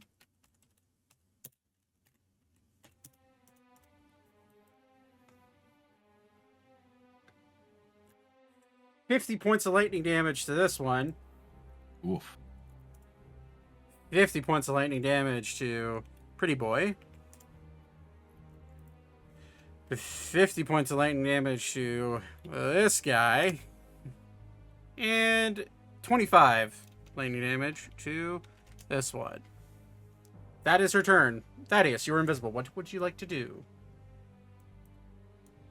So this one's How many feet can I move? what does your speed say? 35. You can move 35 feet then, plus whatever your soul dagger thing is. I can't. I'm not able to move the token. Can I move That's weird. over towards this one and get a attack of? Are you looking for a sneak attack? You are invisible. I will allow, yeah, so if you want to attack this one that's kind of standing there on the ground, that's fine. Yeah, so you can do that. So, yep, roll an attack with advantage since you are invisible. This is the lunar. 28, that hits. Roll for damage This is plus the sneak attack. wax. Okay. So 18 radiant plus. Oh, you already rolled. Says you already rolled sneak on it, Todd. Hmm? Yeah, I gave you sneak on the first day. I gave you a 28. Oh, I think I've calculated to where it does sneak attack automatically for you. Oh, nice. So yeah, so that's 18 radiant because it's a vampire. 33 plus 28 is a lot. That's a 61 points of damage on your first hit. Second hit, Second hit. 24 hits. Really good on the sneak attack. 33 plus 13, and necrotic is half because they are resistant to necrotic damage, but that's fine. Is not to be that guy. Is there something on Lunalis that gives him sneak Yes. attack for both attacks? Yes, Okay, cool. yes, Then I retract my that guy statement. you are okay. my pending that guy statement. Yeah, think Oh, of, I see the. yeah. See how it already they both already calculate Yeah. sneak attack. Okay. Yes. So that one just dies. That's a lot of damage to do in one turn. Think of his blades are the first attack is almost like a shadow slamming down into him, and then Okay. which allows him for sneak attack on the second attack. It's like simultaneous attacks. Gotcha. Um, That's awesome. Okay. All right, so that one's down. That is your turn. You do have a bonus action, so if you want to, immediately after you cut that one down, you notice the other, a little bit tougher one, the one that Valentine cut into, immediately flip her head around and start looking for you. You get this, I would say make an insight check, Thaddeus. Okay, insight. Advantage or normal? No, just a regular old insight check. 12. Hard to tell. You think maybe she heard you cut in. Like she just sees. Maybe you think that she witnessed her the thrall fall down, and that's it. But you feel that you could either you could dash away with your bonus action if you felt like it, or if you want to stay in combat, you can. Just gonna move over here. Okay.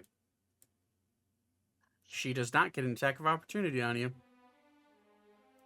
Because you are invisible. Or you were not seen. I rolled really bad on the perception check. Okay, Ori, your turn. I'll hybrid transform. Okay. And I'll throw these roofs. At its peak, probably 20 to 30 feet up. Damn. I gotta get the jump calculator. What's that? What's my climb speed? What's that? I can never remember. It's half your move. It's half your movement speed normally. Okay.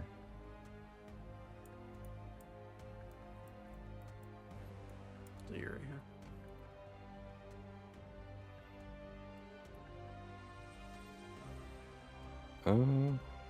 Let's see here.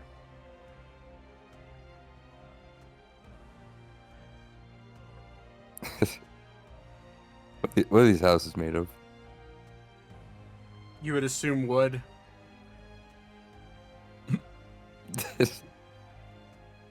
I did. That never. It looks like wood. I'm gonna swing into this side right here. Okay. You're swinging into the house. Yeah. Okay. You are considered a siege creature when you're hybrid transformed, by the way. Hell yeah, baby. So make an attack roll. Oh boy. Fuck. I feel really bad for whoever lives in this house. Is there anyone in got the house? Are the insurance. curtains drawn? Yes, this is a residential It's area. nighttime. It's a nighttime Well, I residential don't know. They area. could be out for like whatever. Or they could be out for dinner. Lunch, Make a or perception breakfast. check. All right. Yeah. Let's make this interesting. Yeah, maybe. I think I improved my perception. Yes, I have a +2 now. Oh my God, Jesus Christ! I rolled a Horrible 3. roll. I rolled a 3. Weaver can just That's passively see God, but he can't tell if there's people home. This is 17. 17. You can't tell if anybody's in the house because the shades are drawn. You would assume, seeing it, this is a residential area, that people may be inside, but that's the decision's up to you. Well, that's a risk I'm willing to pay. All right, so make an attack roll like, against no. the structure of this house. That is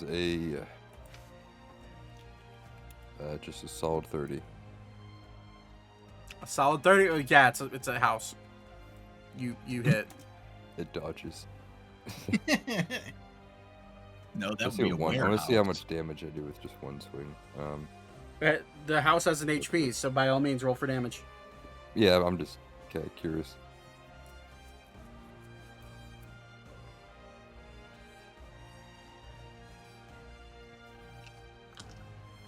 40. We may be heroes, but there's a reason why they call us the Rat Bastards. 40. 40 just yeah, without the siege stuff. So 80. Yeah. So a support beam has 75 HP. Oof.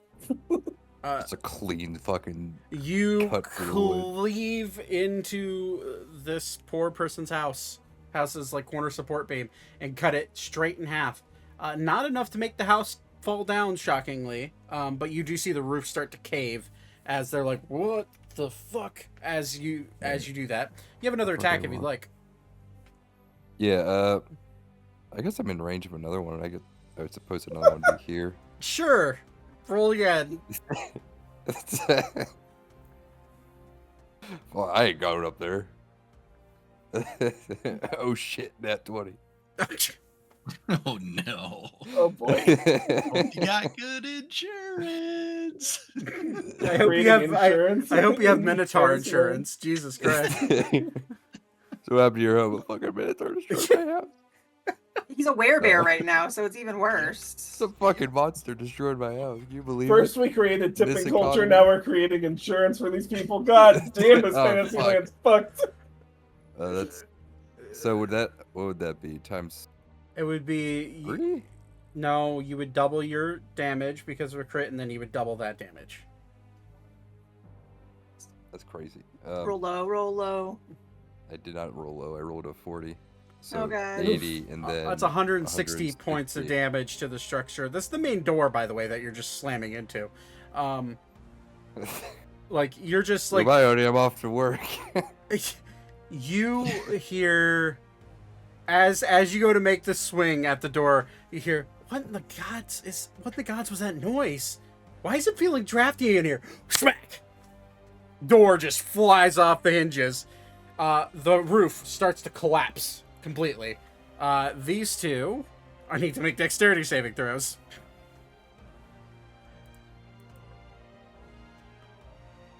Okay, Hot Guy makes it. Nice. Thrall does not. She slides down and is crushed by the rubble. He's able to slide off and land on Good. the ground. Nate, high or low? We'll do high. Do highest. We'll roll it above board. High, the man that was speaking got crushed by the rubble. Low, he's able to get out of the way. Okay. Oh, well. Hey, look at that. He takes a step back and he goes, "What the fuck?" As the house collapses. That's your. You have another attack if you want. This. Oh wait. Roll 6d6 for me, Nate.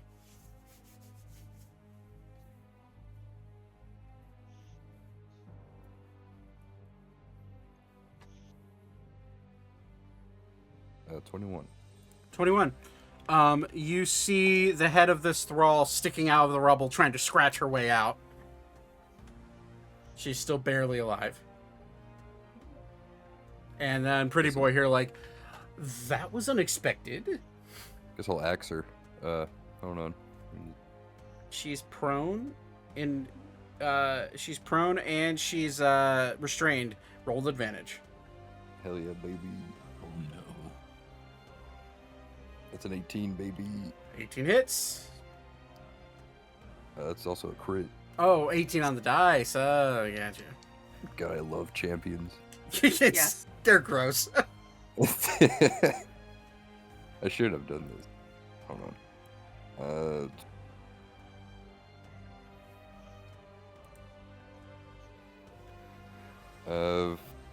60. Yeah, they'll do it.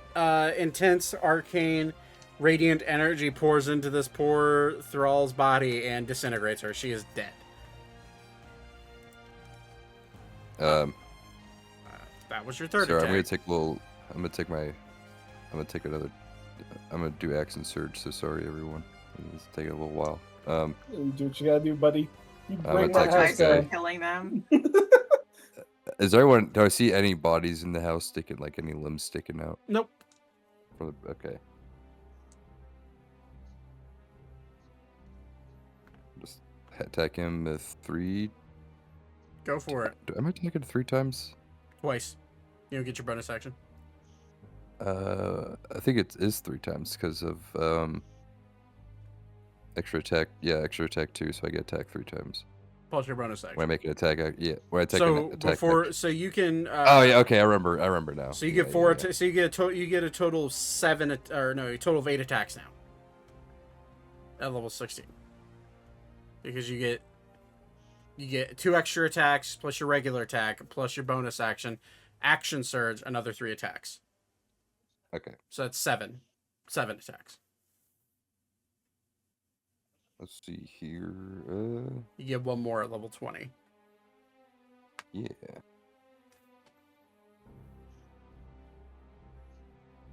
That is a 27.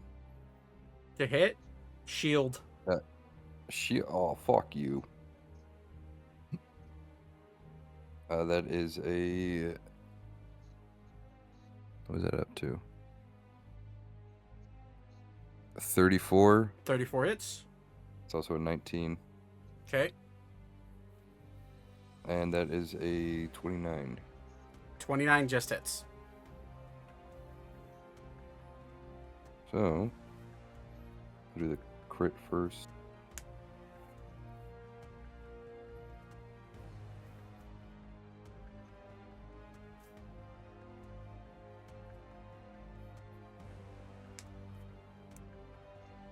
That is 75 plus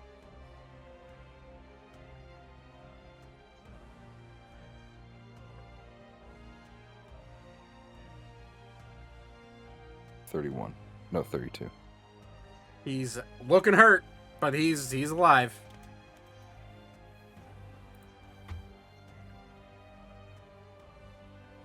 Alright, that is all I can do. Okay. Oh, wait.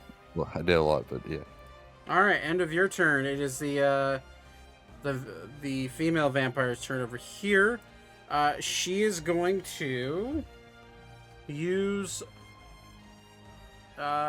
She is going to multi-attack. Ander, specifically. She's dead. Okay. Brave Strike. 26 hits Ander. So, and Ander needs to make a Constitution saving throw. That's a 29. He's good. Okay, so he's not grappled. He takes 2d6 necrotic. 6 points of necrotic damage on that strike. All right, and now she's going to go for a bite.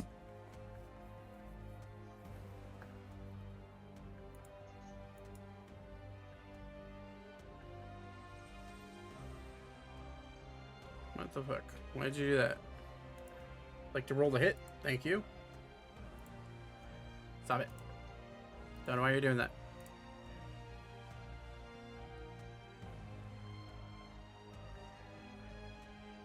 Or is it just a con save? Oh, it's a Constitution saving throw. Okay. It's not a attack to hit. Gotcha. Okay, well that's a... Okay. That's a 35, so he succeeds. So within 5 feet, that is grappled and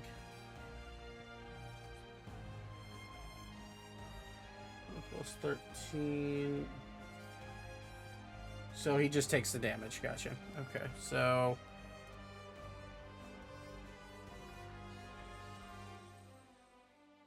7 plus 7 piercing damage. 17. So it's 24 points of damage total. And he does not get the hit point maximum decreased because of the con save. Okay, and he's not enthralled. That is her turn. At the end of her turn, a layer action. You're going to see this one look up and say, "Gather round." And every single Thrall is going to get as close as they physically can to him.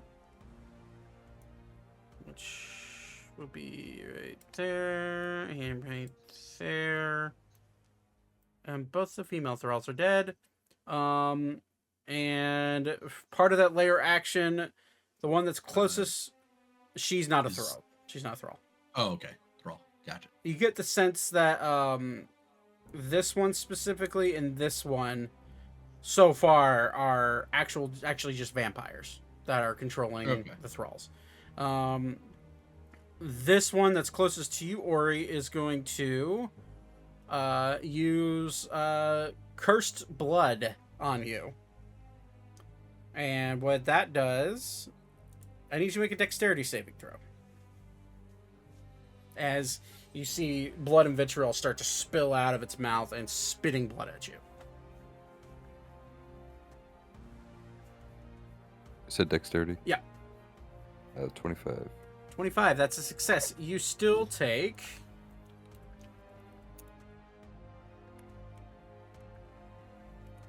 48 necrotic damage, halved. Shitty rolls. 5 points of necrotic damage from that. And you also get it from, it's 10-foot spray, so this one as well. So make another dexterity saving throw. Dancing around these fools. Never mind. There's a nat one. That is a failure. That's much better. Much better rolls. 22 points of necrotic damage. All right. End of that layer action. Elka. Yep.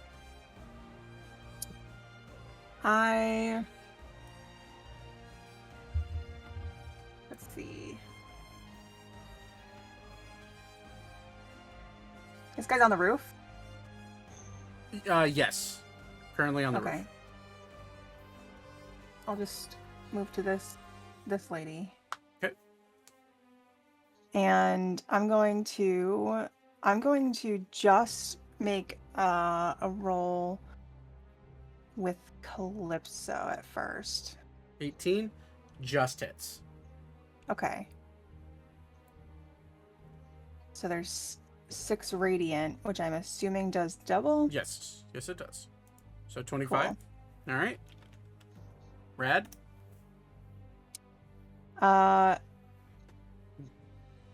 Two more I attacks think what plus your bonus.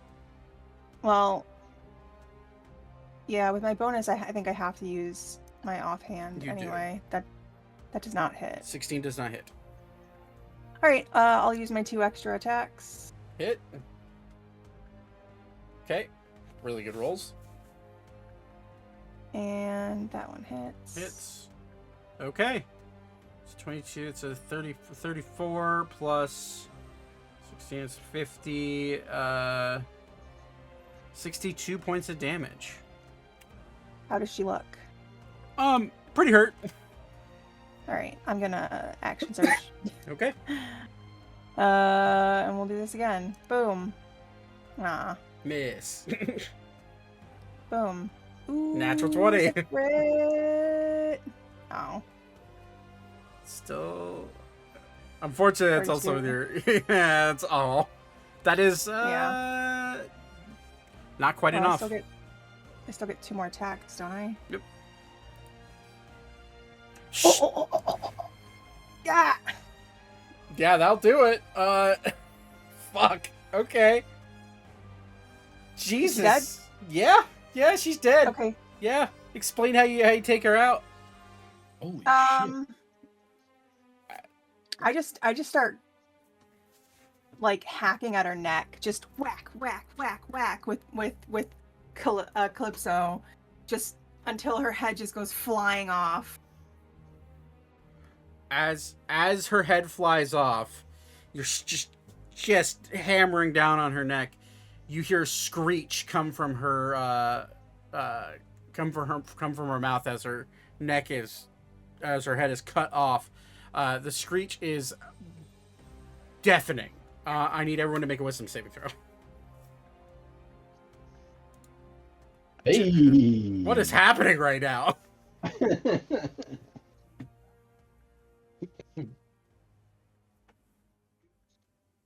That. Wisdom for Ander is barely good. Orphelia, natural 20. Wow. I also nat 20. Are you serious? 21. 5 natural 20s in a row, effectively? What the shit? And Valentine cannot be affected by this.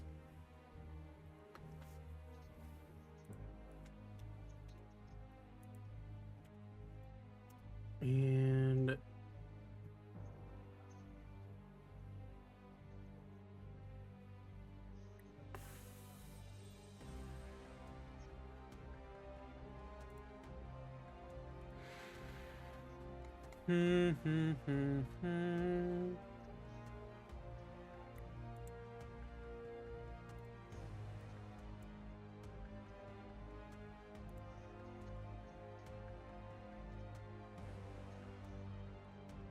okay. That is a 13 and a 12 is a failure.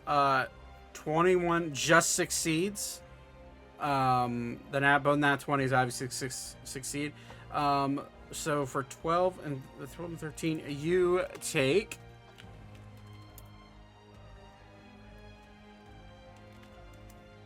5d10 psychic damage. So 26 points of psychic damage to Elka and Thaddeus. Okie dokie. And 13 to those that succeeded. Huge.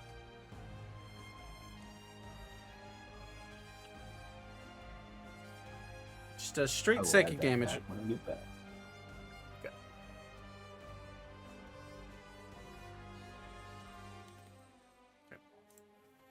All right. End of anything else you want to do in your turn?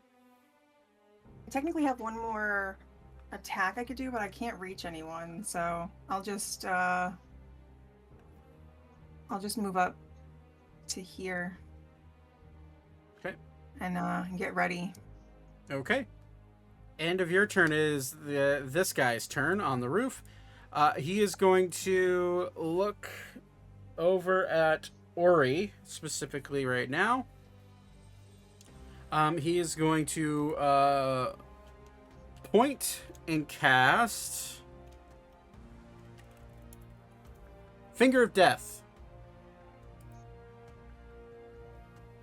No. Make a let's see, make a Constitution saving throw, Ori.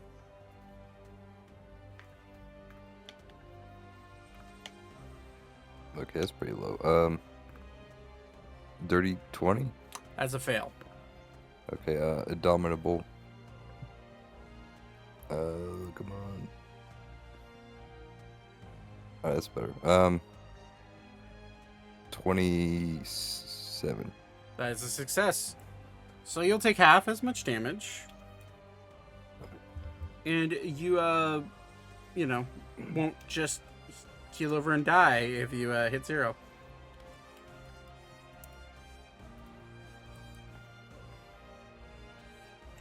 You take 58 points, so halved.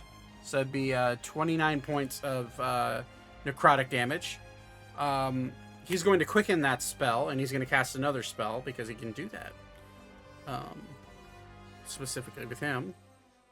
And he is going to... And he can cast another leveled spell. So... He is going to look at you, Elka, as you run forward.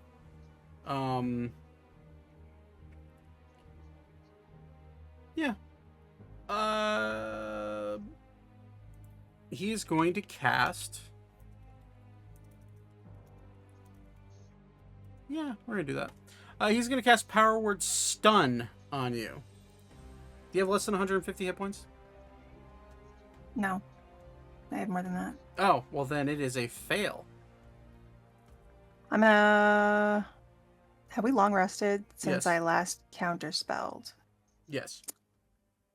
I'm going to counterspell. Oh, well, the power word stun fails.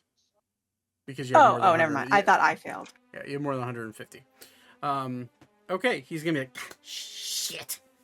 And that's his bonus action.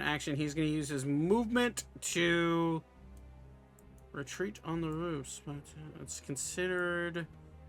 No, he's actually jump. And he's gonna stay there. It is now the spawn's turns. They're going to use their movement to move up and engage.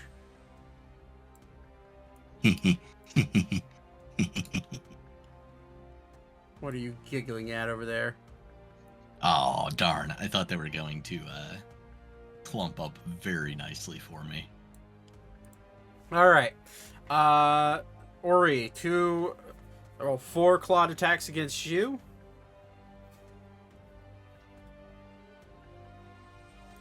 Grab those. Okay. 26 to hit. Oh, that hits. Okay. That's ignore the grappling condition with these guys. It's the same grave strike. So that's 15 points of damage, 8 points of bludgeoning, 7 points of necrotic. Second attack. 23 to hit. Oh, that misses, and I can attack him. All I right. think. Wait, hold on. Actually, let me It's this one. just use some. Okay, yeah, I can do it. All right. Which one is? This one. Clearly looking injured, a little bit fried from the chain lightning. That is a 25, no, 27 to hit. 27 to hit. That hits for sure.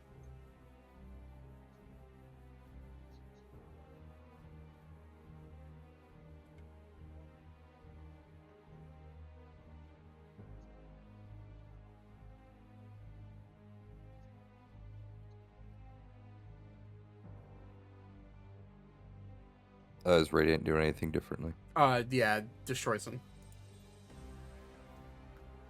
It's 4 Radiant, and then 29 plus 7, so that'd be 36. You, in your parry attack, you just watch this guy just dissolve. He's gone. All right. Third strike against you. 22 misses. And a 26 hits. 19 points of damage total against you. All right, Zane. Good luck. Good luck.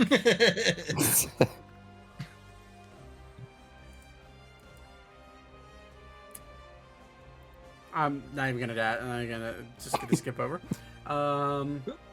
He's gonna make another natural 20. Not enough. Oh, that's Miss. that's depressing. No, it's not. It's just a Hilarious. tank, dude. Saints just deflect, like pairing the blows with the shield. Just nope. Try again. You notice on the second blow it's a lot heavier than the first blow, but it does no damage. That was pretty cute. All right. 4 attacks against Elka.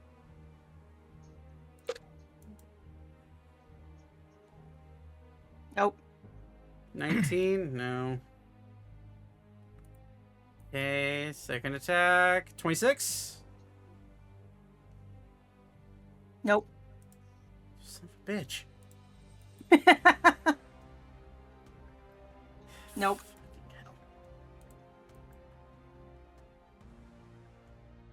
That tickles. Yeah, they're just like zombies, but you guys are wearing like full padded armor. It's just nothing, you know. All right, that's the end of their turn. Yeah, Anders' turn. Anders gonna run forward next to you, Zane, and be like, "Is this guy bothering you?" Not at all. Huh, shame. Overhead swing down on the top of his head. That's a really shitty roll, but I think it still hits. Rolled a natural 2, but that's a plus 14 to hit. So 16, yeah, that hits.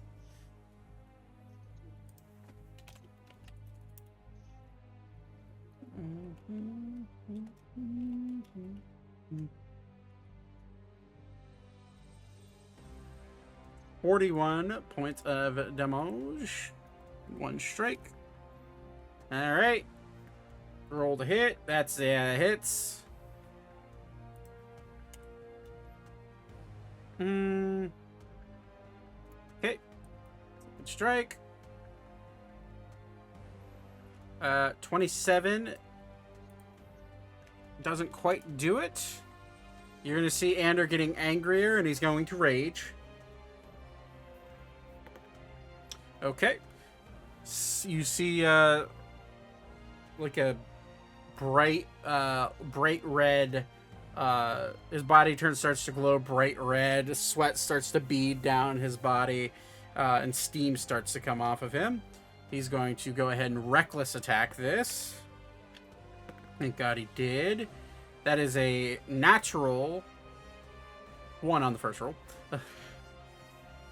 Oof. But it's a natural 5 on the second, but it still hits, so that's fine. 6 to 10 with his axe. And that would be enough to kill this guy. Just kind of slice and dices him into pieces. Kind of kicks him over. Yeah, that's his turn. Vouivre, what would you like to do? Ow. That is a darn good question, because them moving right where they moved actually messes with me a lot worse than I thought it would. How tall did you say the building was? Like 30 feet? Variation between 20 to 30 feet at the peaks. Okay. Yeah. Okay.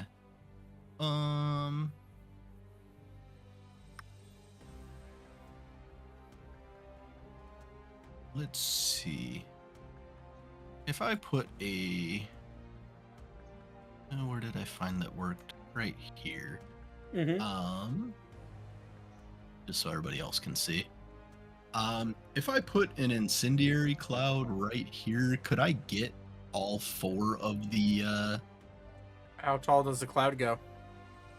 It's a 20-foot sphere. Yeah. 20-foot radius sphere. Yes, but you would also be burning houses. Just so you're aware, you can do it. Do it. It doesn't say. Feel like Weaver would do that. Yeah, no. It also doesn't say that it catches anything on fire. Okay, so it's just targets. Oh yeah, it's a level 8 spell. So appears in a 20-foot radius sphere. Okay, so 20 foot high. Got it. With white hot embers. So yeah, if I think that'll set fires, then I'm not gonna do it. It'd char, but it wouldn't set them on fire, from what I'm reading. Okay. Yeah, so that's technically, if you wanted, you could, because it's 20-foot radius, so at its center is 20 feet. So if you wanted to like make it to where it was tall enough that it'd be 40 feet in, from the center, or 20 feet on each side. Yeah. Yeah. So yeah, that's yes. So that short answer is yes. You can do that. Up high enough so that I can. Yeah, then we're gonna go ahead and do that. All right, I gotta roll a whole bunch of dex saves. That's a fail. Considering my DC is 18, yup. Success on the this throw, or wait, it's just these. Okay, the throw. They all have the same dex. Let's fail on the second guy. And 17? Failed again. Shit. Nope. All right, roll your damage. Don't forget to add bonuses because of your armor. 10d8. Fucking Christ. Level 8 spell. Oh yeah, that's right. I did forget about the armor. What is that? An extra. That would be an extra d8.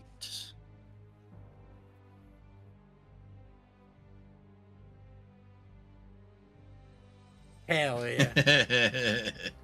All of them fail except for this one, so he takes half. So that Yep. would be 26 points of damage. So we'll do him first. This guy just gets absolutely incinerated. The pretty boy. Good. 53 points of damage to this guy, and 53 points to this guy. All right. And then, It stays there, guy- doesn't? That's concentration, right? yeah, it stays and moves. How fast does it move? 10 feet. 10 feet away from me, so. So it's going to start going down the road towards the star tree. Got it. I mean, obviously, I'm gonna Yeah. disperse it before it gets there, but Yeah. You will notice that all the roofing tiles and the walls are starting to get charred a little bit. Doesn't say anything on pops fire. out of the broken building. Are you sure about that?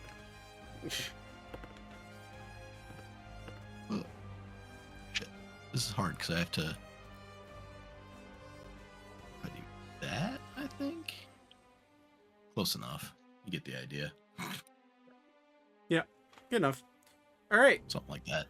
End of your turn. Yep. Valentine's turn. Valentine is going to point at this one and say, "Come here, little one. Let's release you from your pain." And she's going to walk up. And she's going to cast Remove Vampiric Curse on this Thrall. Needs to make a Wisdom saving throw. Which is a +7 too. 17 is a fail. So you just watch her reach out and kind of like gently caress the side of this Thrall's face and say, "It's okay. You can sleep now." And you'll just see her middle finger, just jab into the side of its temple as she does that. And you'll see red veins start to form on her, or red lines start to form on her right arm as she draws out the cursed energy from this vampiric thrall. And yeah, with a fail, its skin returns back to human, but the body perishes and turns to dust. So it is dead. And that is her turn. He's dead. Zane, it's your turn. Alright. Who's left around me here? There's There's a guy downrange, huh? yeah. Thinking he can get the fuck away from me.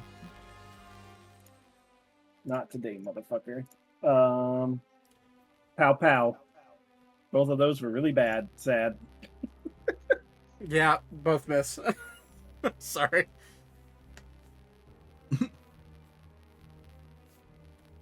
Well, that's all I got. Game, you rolled a 2 and a 4. That sucks. Yeah, that really blows. The great equalizer of the day, though, you know? Yeah. Like the opposite of a glass cannon. Yeah. Okay. Orphelia is going to use her turn to. She is going to cast telekinesis and start raising up this roof that Ori destroyed, and start trying to lift it so that way anybody inside can get out. And that will be her turn. Thaddeus. Yes. All right, is your turn. There are this guy on the roof and these 2 thralls left. No, one's dead. Whoops. Oh, I can't move it. Can I make it over and get a sneak attack? Yeah, you are still invisible. I'd say, yeah, no, you can for sure. All right. And first attack.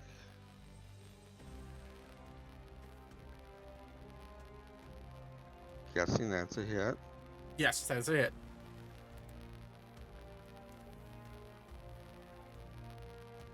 $29, 18, 32 plus 29 is a lot. That's 61 points of damage. In one swing, you just cut this thing, and it just disintegrates in front of you.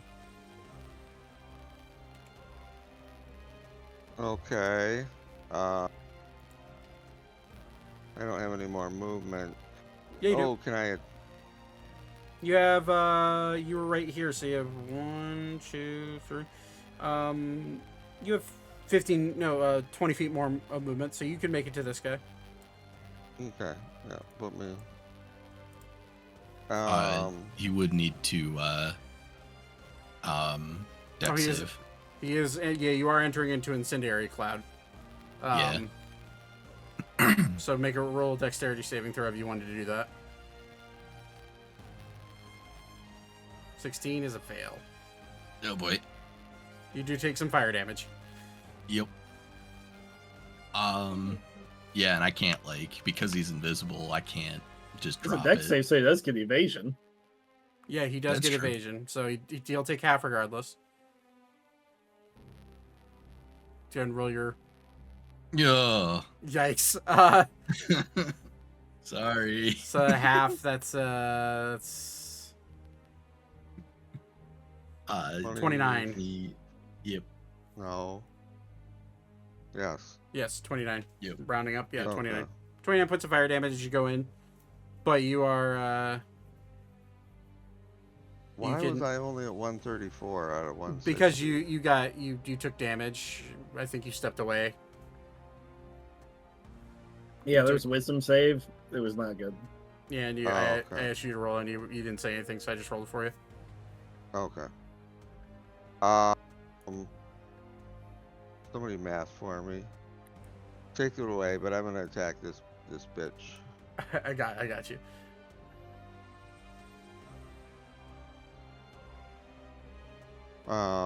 And do I get? Oh, I You- can use 2 attacks now, right? No, you only get the one with your necrotic one. With the waxing. Yep. 24, that hits.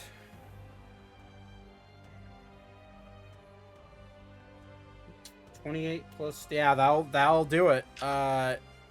Oof, nat 1 on the sneak attack, though. Jesus. Only one, that one. Yeah, only one, and Oh, okay. Yeah, so you cut that one, and it also disintegrates. Or you just see a vampire just disintegrate in front of your eyes. Oh, Can I move out of the cloud? Over here? No, that is all of your movement to get there. Oops. It's okay. The cloud is moving 10 feet away from you at the end. yeah. So you'll be fine. Okay, Ori, it's your turn. The only one left is this guy. how far? Remember, you can throw your axe, just as a reminder. Yeah, I'm just scared you're gonna take it away from me. I'm gonna Would. whisper it, Ori, from the cloud. You can do it. Fucking ghosts are talking to me again. I'll throw the axe. Okay. Right. With your spell, does it obscure vision? It does. Yep. So you'll be rolling with disadvantage. On second thought. Misty Step. Or not Misty Step, Dimension door. Dimension Door. That's an action. Yep. Okay. I will bonus action attack him, I think. No, you can only bonus action attack if you use your attack action. Oh, yeah. Never mind. You know, I'm just walking. It's fine. Okay, make a dexterity saving throw. I got plenty of health. We're gods. Everything will be okay. Yeah, no, it's fine. Zach would never hurt us. Yeah, the problem is it's my spell. 21. 21. Yeah, you got it. Okay, so half. That's Where was I at? I was right here. That's a really good roll. Yeah. Fuck. That's unfortunate. That's all right. So We take those. 31. 31, yeah. All right, let's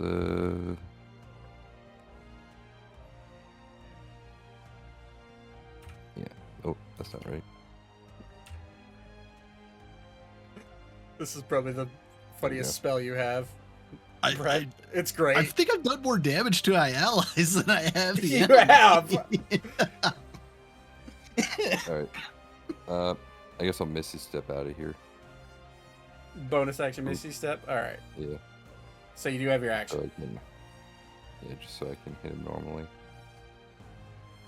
Hello. Whack. 29. Hits. Can't shield that away, unfortunately. Nat 20. Yeah. And 30. Hits.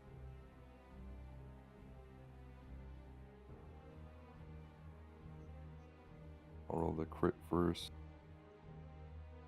See how that does it. I don't think you can. I mean, I think you could. You crit 91. I don't think you could. I'm trying to think of how many dice you roll. You could crit 91. Yeah. That is 70. Oh my god, dice math. 73. As a last ditch effort. Sorry, not to say. Actually, no. You know, fuck it. Silvery barbs on that crit. just But I realized already said the damage. Yeah, he already. And I just looked at his spell sheet. All right. I'm gonna laugh you roll an 18 again. Oh, I already rolled all my Or you rolled one. attacks, but Yeah. so that'd be 40 then. Yeah. So just half the damage. That's fine. Yep. So and the other two. Yes. 32, Okay. Next. and then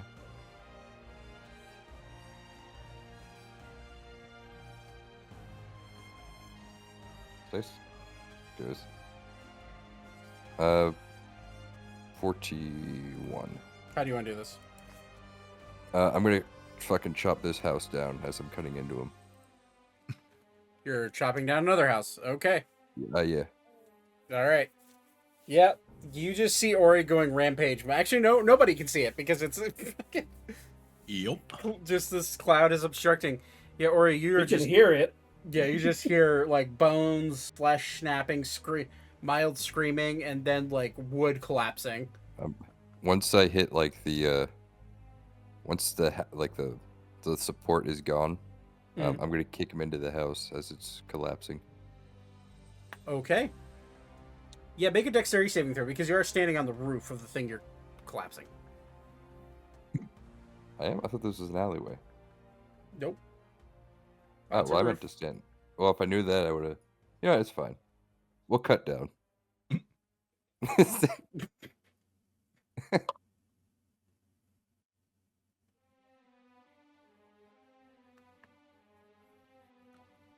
Dexterity. That is a 21. Yeah, you're good. So you do everything you just said. No problem. You hear screams coming from the inside, and Orphelia being like, God damn it. And looks down to you, Vouivre, from the sky. Can you, give her that? Yeah, if we're out of initiative order, as soon as I see Ori walk in, I drop it. Okay. So yeah, this disappears, and you just see her starting to do damage work. Ori, well, high or low? I'll do high. All right, above board, we're gonna roll a d20. 10 or higher. The people inside got caught up in your collapsing of the building, and they survive again. So you'll start seeing Orphelia start to damage control, and at this point, I'm go ahead. also rushing up, ready to use Control Flame to put out any flames if anything took. Most things are just charred. You get the sense that a lot of the buildings here are fire retardant. They don't burn very easily, specifically because this is a city full of trees. And you get the sense that fires can happen pretty quickly, being in the open plains that they are. Yeah, so mostly just charred a little bit, nothing too bad. But yeah, so Orphelia starts to telekinesis a lot of the roofs up, kind of like just annoyed. And you hear heavy guard footsteps approaching from the star tree. And as they approach, and be like, "What is going on?" That is where we end tonight. That we will end tonight's session Dun, dun, because it dun. is 11:12 at night. I know, guys. I'm gonna get arrested. Again. We're all gonna get arrested. Don't worry, I can just fabricate the building back together. So I'll make like a dummy minotaur and put in the middle of the street so I can run away. So I'll start playing my bagpipes again. 'Cause that actually Yeah, that worked always the one works. time we tried it. Yeah, you're 1-0 with that, so you know. Jesus. All right. Well, thanks for playing, guys. I will be right Thank you. back. Alrighty, everybody. That's gonna do it for us. Thank you for watching. I appreciate all of you, and we will catch you guys next week, hopefully. Going into whatever shenanigans they get into next, and hopefully getting on our way to fight the big bad evil guy. So, until then, thank you for watching, and I'll catch you guys next time. Peace out. Bye.